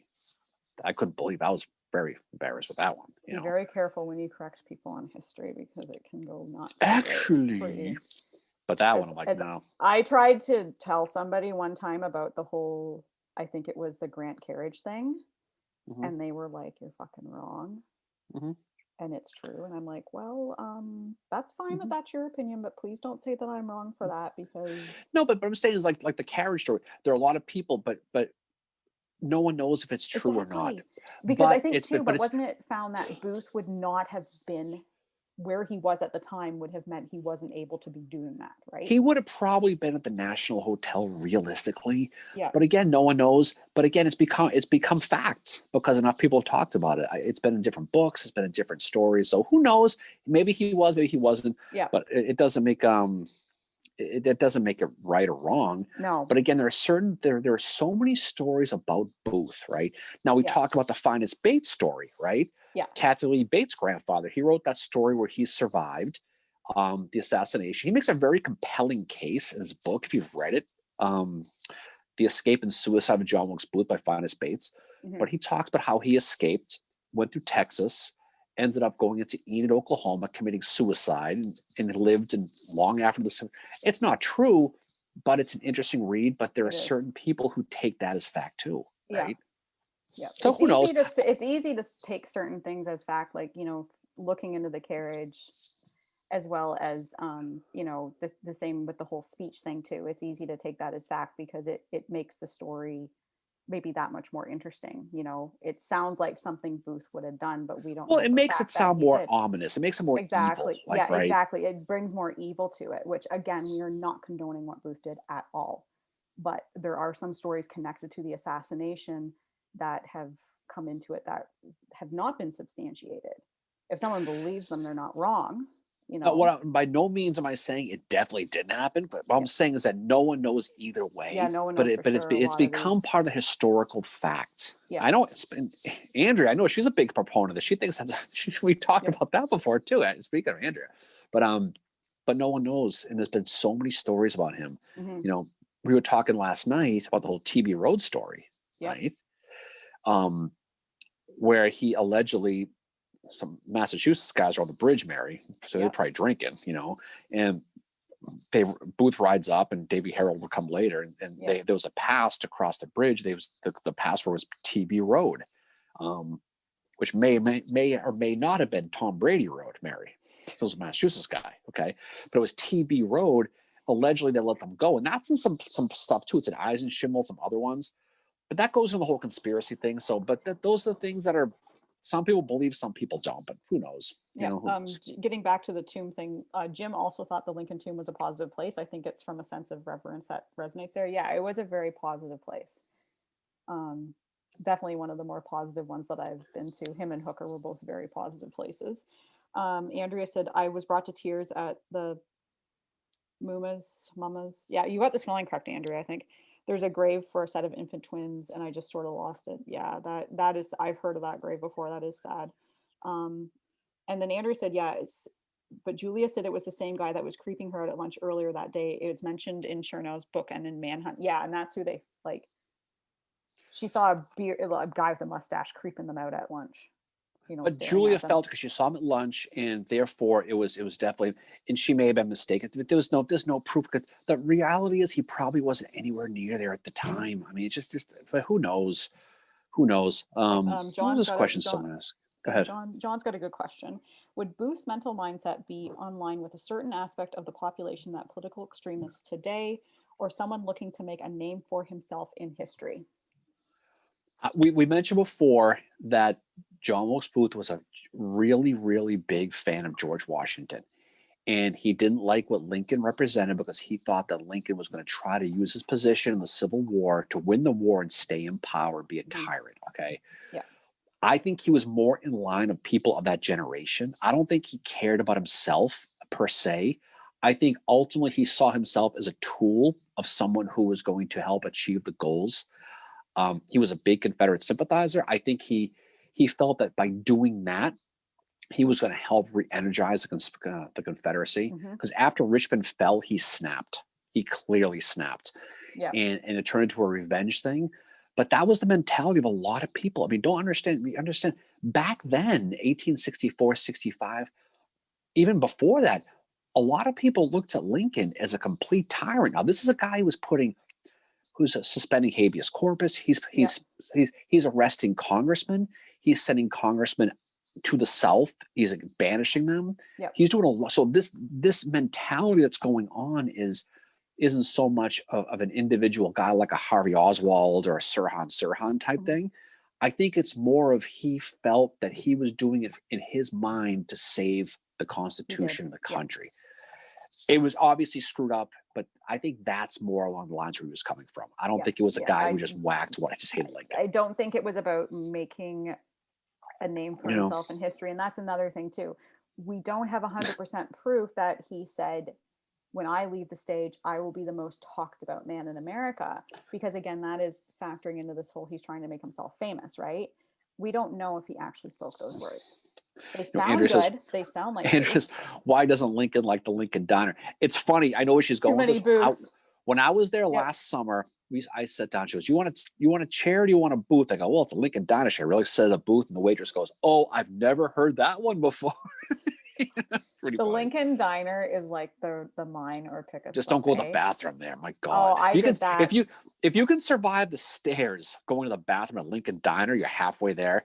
But if you walk out of that bathroom and don't need penicillin, I don't know what the deal is with that place. I went to that bathroom the last time I was there. I'm probably immune against COVID. I mean, going to a porta potty at a Motley Crue concert is cleaner than the bathroom at the. I don't know why it just made me is. not want to go back to the Lincoln Diner again. Yeah, but good. When I was there last time, we went there last August. And it was there's a place called West End Diner in Gettysburg, which is substantially better, but no one goes because it's not the Lincoln Diner. But Lincoln Diner is very overrated. But it's good food though. But we were there last time. Hangover food. Sucked. You? No, never. Same with you. Considering I drank you under the table back in May. Oh, okay. You were the hungover one, not me. I just met you. But anyway. There's some talk about so Jim says Manhunt's a great book and he's got Blood on the Moon, but he hasn't got around to reading it. Jacob says they're both really good. Bloody Crimes as well. And then Bloody Crimes.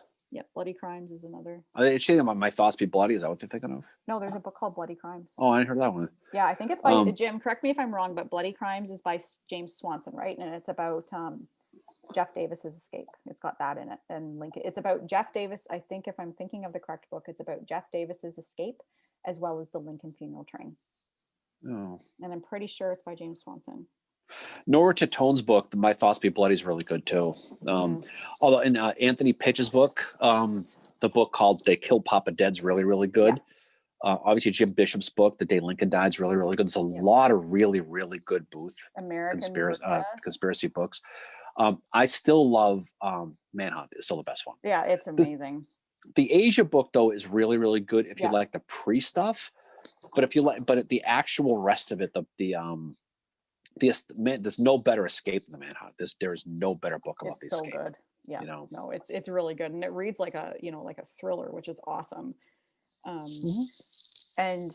But just a Booth bio, definitely American Brutus by Kaufman, and then too like Terry Alford's Fortune's Fool is a good one too. Read both of them. So you know, and then no, I've read that one too. That one's good too. That one's good too. I just like Alfred's he's a genius at this stuff. But I look at that as one of the good ones, but I don't put it in my top three. It's just Yeah, it's not in my top three either. Like my top Booth bio is definitely American Brutus. Like that one is American Brutus. Well, Kaufman's book is the book. I mean, that's the book, no question. I think Pitch's book is up there with it, but not a lot of people have read that for some reason. But if you want to go an hour by hour thing, you got to read Jim Bush's. I mean, Jim Bush's book's a classic. Yeah. But you know what though? Just for the sake of it, just for the shits and giggles, read the Eisenschimmel book. Because it's not very historically accurate in a lot of ways, but there are certain things that are going to make you think and just kind of open some eyes. That's all. Jim says that he's confirming that so Bloody Crimes is parallel to the funeral train and Davis's capture. It's really good. It's just as good as Manhunt. I mean, read as much as you can. I mean, but definitely read this Asia book. Yeah, it's really good. Like I couldn't put it down. I'm going to finish it today, hopefully.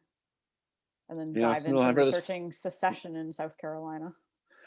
Yeah, our next episode is gonna be on Yep. secession. Yep. That'll But be we're a going to fun be topic. focusing on South Carolina. We're just going to look at that state because it was the first state to secede and all that. And Talk about old Governor McGrath, yep, the old probably judge. the little thing that happened in 1850 in Nashville Hmm. as well. We could talk a bunch. Probably a little John Brown in there somewhere, maybe. Yep. We'll see. A little bloody Kansas, maybe. Yep. But yeah, we're going to be talking about secession with a focus on South Carolina and what happened Yeah, there. pissing all over South Carolina again. You know, We're staying in the Carolinas. we are. That is our most downloaded episode in a week. Yeah, it has been. You check the numbers a lot more than I do. I just like to see where we're at for stuff, see how we're doing. And no, definitely. I mean, Podbean's really great about, for the statistics. Yeah, and all that. Jacob, we're not going to be talking about legal secession. Don't worry about that. We're not doing the lost cause thing. We're sticking with the historical part of secession. We're going to talk about that. So Lisa said that she likes Dr. Alfred's Booth book. Oh, I like it too. It's a good book. I think we talked before. It talks a lot about the cliches and stuff, and that was the only thing about it. But it's definitely something that, like, read it along with American Brutus. But I will tell you this about Dr. Alfred, though, is if you see his lectures on YouTube, there's no one better. They're very good. Yeah, there's and no he writes one better a than him. really good introduction into the Asia. Yeah, he writes this, but he does. When you hear him speak, I mean, he's the top shelf guy. I just like Kaufman's book better. That's all. It's all like, Alfred's book is still good, but yeah, Kaufman's book is definitely like that, and Manhunt, definitely my two favorites, for sure. I'm actually listening to the audiobook of American Brutus again because I enjoyed it so much. Like, I can't do the audiobooks. The only way I can is because, like, when I work, like if I'm shelving, because I work at a library, so I do actually spend a lot of time shelving books. I thought you were working at DQ in Kincardine. That too. Library DQ. Thank you. Drive up, eh? Yeah. Sorry, I got your order wrong again. Sorry, fucker. Sorry, I forgot the gummy bears on your Blizzard. But secession will be interesting because all this stuff goes back and explain the beginning of the stuff and the political stuff that goes on. I mean, we'll talk about the Tariff Act and all the stuff that Southerners. It's kind of a quiet time for battle anniversaries right now. Now we are going to pick it back up with Fort Henry and Fort Donelson in a few weeks, and then I guess 2 weeks from today we'll be doing our Valentine's Day one. In a month after that'll be Burbs Creek. Yep. Perfect. That'll be coming. That'll be a good one. So we'll talk about that. A very underrated battle. So exactly. Battle of Holly Ridge. Definitely about that. So jeez. So I gotta ask the usual question. You always ask me this. So what were some of your biggest takeaways or things that you learned in doing this episode? Well, I think a lot of the stuff I wasn't really something I knew. I think a lot of it was the fact. I think the one thing that the takeaway from me, and this is what I got from talking to Lisa, right, is how much of history was lost after the assassination. Same. How many gaps could be filled in if a lot of these papers were not burned or thrown away? How much history was destroyed? And I still think, and Lisa had that great find she talked about in the podcast about some things she's going to talk about. Yeah. But I got to think somebody somewhere has a cache of Booth stuff that could fill in so many of these gaps. Absolutely. That just hasn't come out yet. So I think that's why people still read about this. I think why they're still fascinated by this is there's so many more dominoes to fall, which explaining why this happened the way it did, that there's so many shadows and there's so many dark areas that people just don't know yet that will come out. And that would be the thing I would think about the most. That's exactly the same for me too. I took away the same thing, just the gaps in history, and that, you have to sometimes speculate, like we speculated about that necklace and have the opinion that, yeah, Asia gave it to him, because we're looking at what we know about Booth in Asia. There are gaps there. And to me, and I know you think this, and I think Lisa does as well, that it was probably Asia who gave him that necklace. As well, the other thing too that I took away from it was when I really started thinking about it is, when did John have his kind of come to Jesus moment that, oh fuck, I've effed up big time, was at Dr. Mudd's place. And I kind of went back and forth in that a little bit, but doing this episode kind of gave me just more of a solid grounding in that I think that's where he kind of came to. Yeah. But definitely the gaps in the history and just hearing about what her research, what she might have found too, those letters, it'll be exciting to hear about that as well. But it was definitely an episode that I've wanted to record for a long time, like since we started the podcast back in August. Yeah. And to just being able to talk about it in the way we did, which is something that doesn't get done a lot. And I hope it allows people that do enjoy studying Booth to not be afraid to talk about it, that you're not wrong for that, that we don't agree with what he did. It was horrible. It was cowardly. We are feeling the repercussions of it today, but you have to look at him. You have to look at that dark side of history and Yeah. know who he was. Jim, the missing pages of the Booth Diary. My Oh. opinion is it was toilet paper, Mary. Probably. I'm sorry. You're in the pine thicket. Yeah. That's sometimes you got to use what you got to use. I think that's what happened on the missing pages. Admittedly, I'm just going to tell you that's what I think about How it. about the glass plate negative of the autopsy?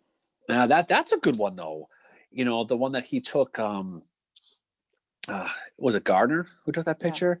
Yeah. So there's there's verification he did take the picture, but it was sent to Stanton and vanished. So there we have our answer right there.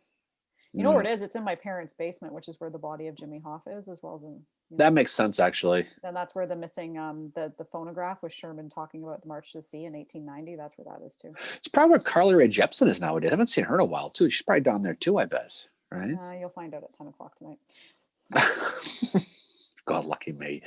But I think the reality is there's a lot of history that's missing with this. I think there's a lot of gaps with this, and I think it's not gonna make Booth look any better or worse. I think it's just gonna fill in some more historical pieces. At the end of the day, he's an all. assassin. What he did is something that's still felt today. It was a terrible, terrible act by a very misguided person.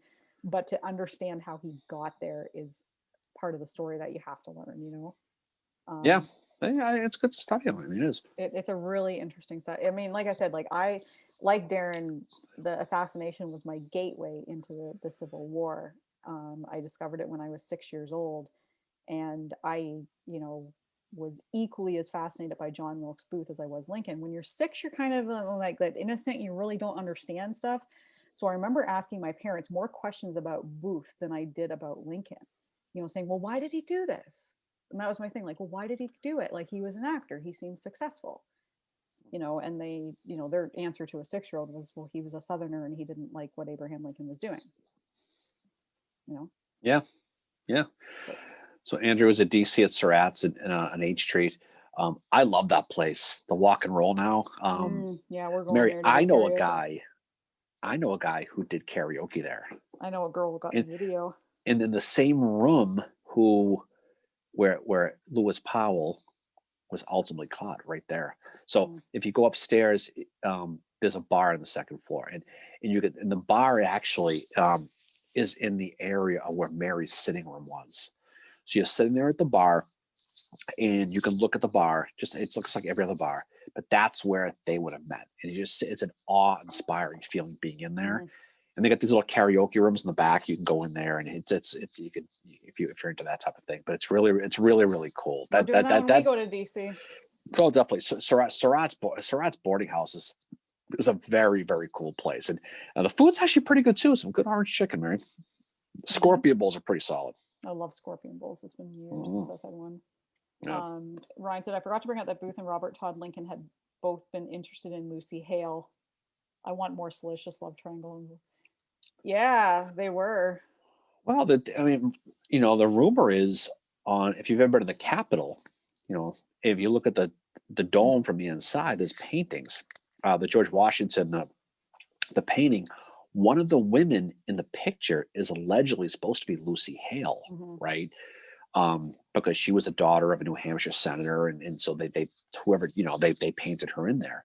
If that's true, and again, it's an if, that means that John Wilkes Booth's fiance, her image is looking down on every dead president who lies there in state. Yeah. Which is pretty weird if you think about it. Do you know what else is in the Capitol? Is the sculpture that Vinnie Ream did of Lincoln. Yeah. She was an amazingly talented woman. She's actually one of my favorite female historical figures because she was so strong-willed.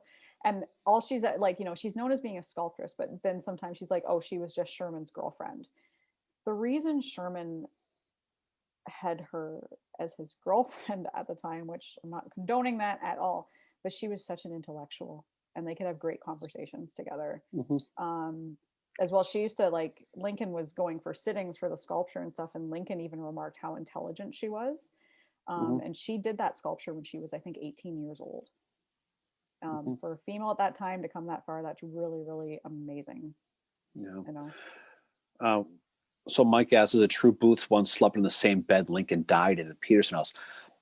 As I understand it, it's not the same bed, but it was the same room.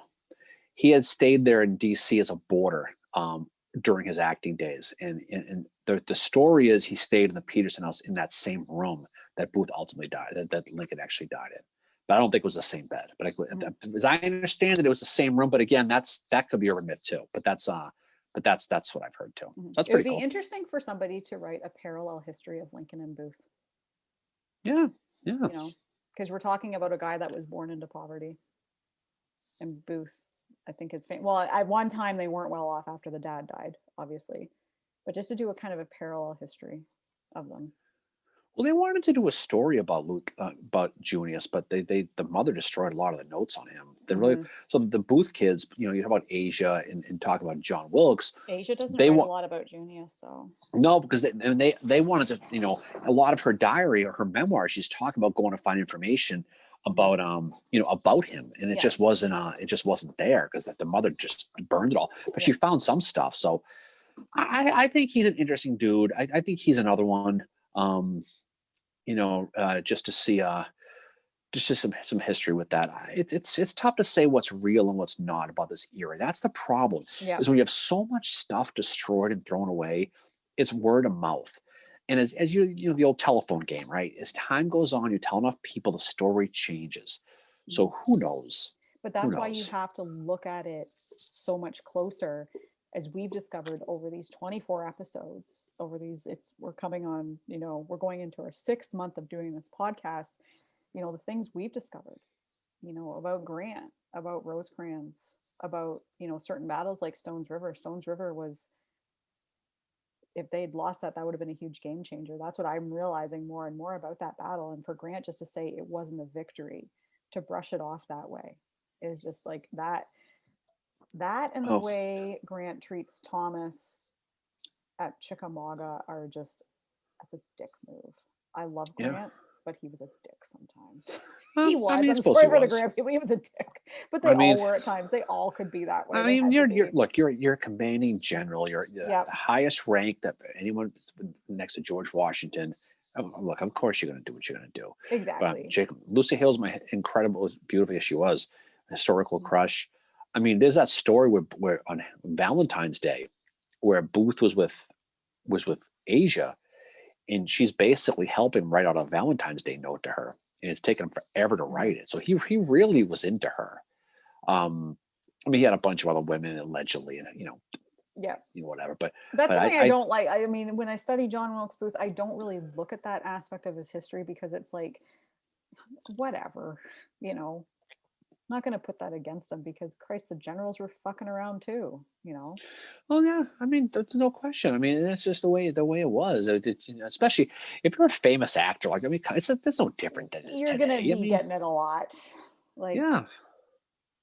it's um Jim says the Madman and the Assassin, about Boston Corbett and JWB. I haven't read it yet. Andrew says y'all are crazy. She's a butterface.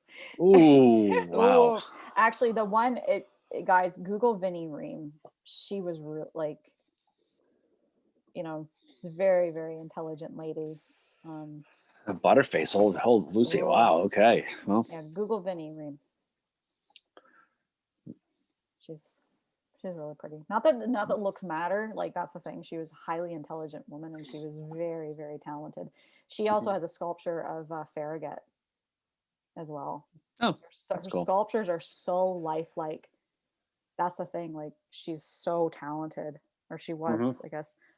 But yeah, she and Sherman, they wrote letters back and forth for years and years and years, and then she finally, I think she ended up moving out west and having a couple kids.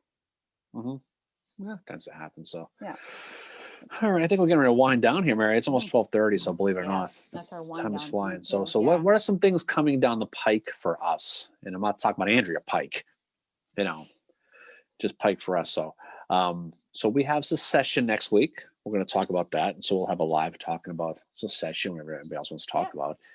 And then we're going to be doing a Valentine's Day episode. We're Yeah. going to be talking about Valentine's Day in the Civil War. We're going to be having some fun talking about dating profiles Profiles of the Civil War generals. So we'll find out about that. Yeah. See if John Bell Hood, you want to slide right on him. We'll find out. So we'll talk about that. And then we have we've got a couple weeks till our next roundtable, but we have another month or so until our book club finally. So hmm Yeah. hopefully people are reading the book. Black Iron Mercy. We probably could have done that in February instead of March, actually, but it's okay. I mean, we decided to do each quarter though. To have 4 I know, books. It just seems so Well, far away. you know what? It's our first year though, so maybe next year we'll end up doing it every 2 months and we'll have more books. I don't know. What do you guys think? Every 2 months? Next year, 2022, we do 6 books instead of 4. Yeah, we'll figure that out. We'll definitely figure that out. So, well, the dating content profiles will be fun. I can only imagine the stuff you're going to come up with that one. So, Iron Valentines. also fun too. Yeah, David, So you had a great weekend as well. Thank you. Yeah, thank you to everybody who tunes into this. It's hard to believe. Yeah, it's a lot of fun. We're number 24 already, and these are always they're just as much like they're a lot of fun for Darren and I to do because it's like. I mean, there's always so many places you can go to have conversations about this type of thing, and it's just fun. And Mary, you're very open-minded, like I am with this stuff, and trying to figure out the stuff and understand the overall history of it. Well, the one thing I've always been very open-minded or tried to be about stuff. I think it goes back to the fact that I was bullied a lot as a kid, and so then I would, yeah. So, but then I would befriend the kids. Get in the locker, Frenchie. Yeah, that was me. That was me. You probably been a lunchbox back then. But just as someone who has been judged for their opinion, especially my opinions of the Civil War, I never ever wanted to make anybody feel the way that I felt. So that's why, like, I love the discussions that go on here. You know, like there's those of us that believe Grant had political aspirations, and there's those of us that don't. And you know what? That's okay. It's a fun thing to discuss. It's reality is this: how we learn. We don't know. We've said this a million times. Nobody is a Union soldier. No one's a Confederate. No one knows 100% of anything. And anybody who tells you with 100% certainty this happened is just wrong. Take your opinion, study it, learn from it, and go with it. And who cares if someone disagrees with you? Just fucking fling it. It's just that's the best part about learning is trying to understand the stuff that maybe people don't understand and trying to see why. That's why you read as much as you can. Yeah. But if anybody tells you your opinion's wrong, I'm talking specifically to you, Fincher, because you step in it all the time, especially on social media. Oh, I do, yeah. Because having Howard as your favorite general is something that I take a lot of shit for it. And you know what? I'm not backing off that. And the reason I don't is one of the reasons Howard is my favorite general is because he never ever wavered in his Christianity, his belief in God and all that. And I mean, I'm not religious. I don't really consider myself to be Christian, but he reminds me to always stay firm no matter what kind of shit you're going through, because he's called the Christian general, and that's not a compliment. That's an insult. Same with him being old prayer book. That was an insult to behind his back. But you know, the other thing too that I don't really waver on anymore, but someone's got Stonewall Jackson as their favorite general. All the power to them. To me, he's the Claiborne of the East. Yeah, I mean, just deal with it, and don't worry about the Jefferson Davises on Twitter. Yeah, Twitter, Jacob, you know what? If he's really getting to you, just block him. The other thing too, it's a great power to just don't respond. He's trying to get you going because I've told you that a few times in my life, as a matter of fact. Yep, and sometimes you actually take my advice. I have. Oh, fucker. Okay, fine. Yeah, you know what I'm talking about. Whatever. No. Yep. Am I in trouble now? Woo.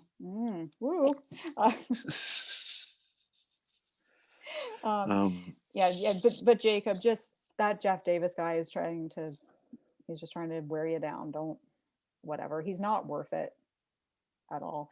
And the fact that he's hiding, he's pretending to be the vice president of the Confederacy, or the vice. I mean, he's probably some jackass staying character. It's probably Fincher's probably behind it. Paul's goddamn thing, probably. Yeah, that's totally me who's behind it. But I mean, oh, it's Jacob a reported blog. Yeah, that's bad.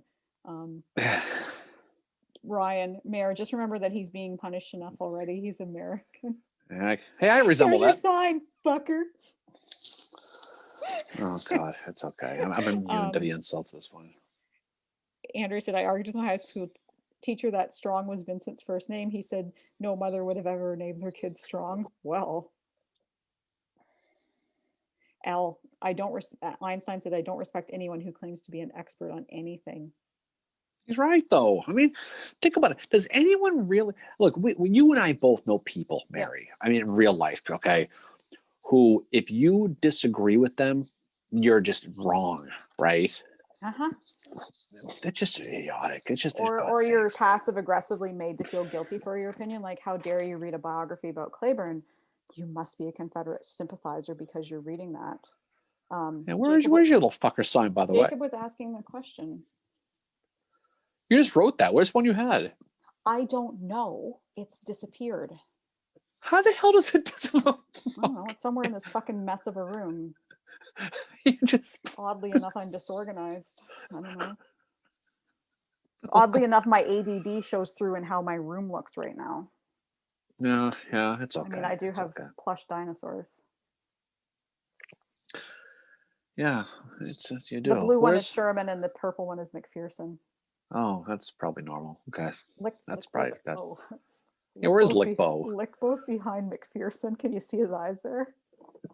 Yeah, it looks really bad. I look back, I'm like, that looks really bad right now for McPherson. Wow. Okay. Well, anyway, Jacob, I thought we were getting a laminated one. That will happen. I'm gonna find it's somewhere here. I'm gonna find it. Wayne, we need a light up sign you can mount on the wall over your shoulder. It just flashes fucker. You know how many times I get called fucker on a day-to-day basis from this fucking Allie B says the plush dinos are cute. Oh, I have owls too, Allie. I'll bring the owls next time. Andrea Triceratops is my favorite. Where's Sergeant Major? He's upstairs. I'll bring Sergeant Major next time. Sergeant Major. She has a penguin called Sergeant Major. It's Sergeant Major. From the Glory movie. Yes, Sergeant Major. Jim said, I'm going to print out a fucker sign and frame it for next month's round table. And Ryan said that it's somebody else's turn to get completely shit-faced. I'm just paraphrasing him. Because he's working. Ryan said that somebody else needs to get shit-faced on the round table. I nominate Biddles. Yeah. Ryan says he's working on Carney's dating profile. Oh, okay. Well, Ryan, I hope it works out for you. Best of luck. It's the one who shall not be obeyed has some competition. And Jacob says, I'll have Philip the Otter in the next Zoom. Wow, people are bringing their plush animals because of me now. And I was just saying how smart the Civil War people are. I didn't realize it was a on behalf plush of animals all collection. Of us. Oh, okay. Well, at least it's spelled right this time. All right. Any case, I guess we're ready to jump off here. So yeah definitely the Allie Bills nomination. Yeah, okay. She doesn't drink though. So. Oh, okay. Only 8 drink weeks. Okay, fine, Bills. Okay, I guess it's you, Jacob. I guess you're up. Jacob, you get it. Make that beard grow quicker too. Trust me. So, all right. So, Mary, I think we'll jump off. I think we've done damage for one day. So, everyone, thanks for jumping on. It's always a good time talking about this stuff. We appreciate everyone listening. If you listen to the podcast, hopefully you like it on the booth thing. Let us know either way. That's all totally cool. And we will look forward to talking about secession next week, which we'll talk about some fun stuff with this. And we'll have a good time with this. We will not be talking about legal secession, Jacob. So we'll be talking about some of the things. So anyway, look forward to talking to everybody. Mary, as always, the pleasure was all yours. And we will look forward to to our next podcast. So Yeah. Anyways, guys, have an awesome day and an awesome week, and we will see you all again next Saturday. definitely. All right, guys. Peace Yep. out. Have a great Peace weekend. out, guys. See ya. Bye.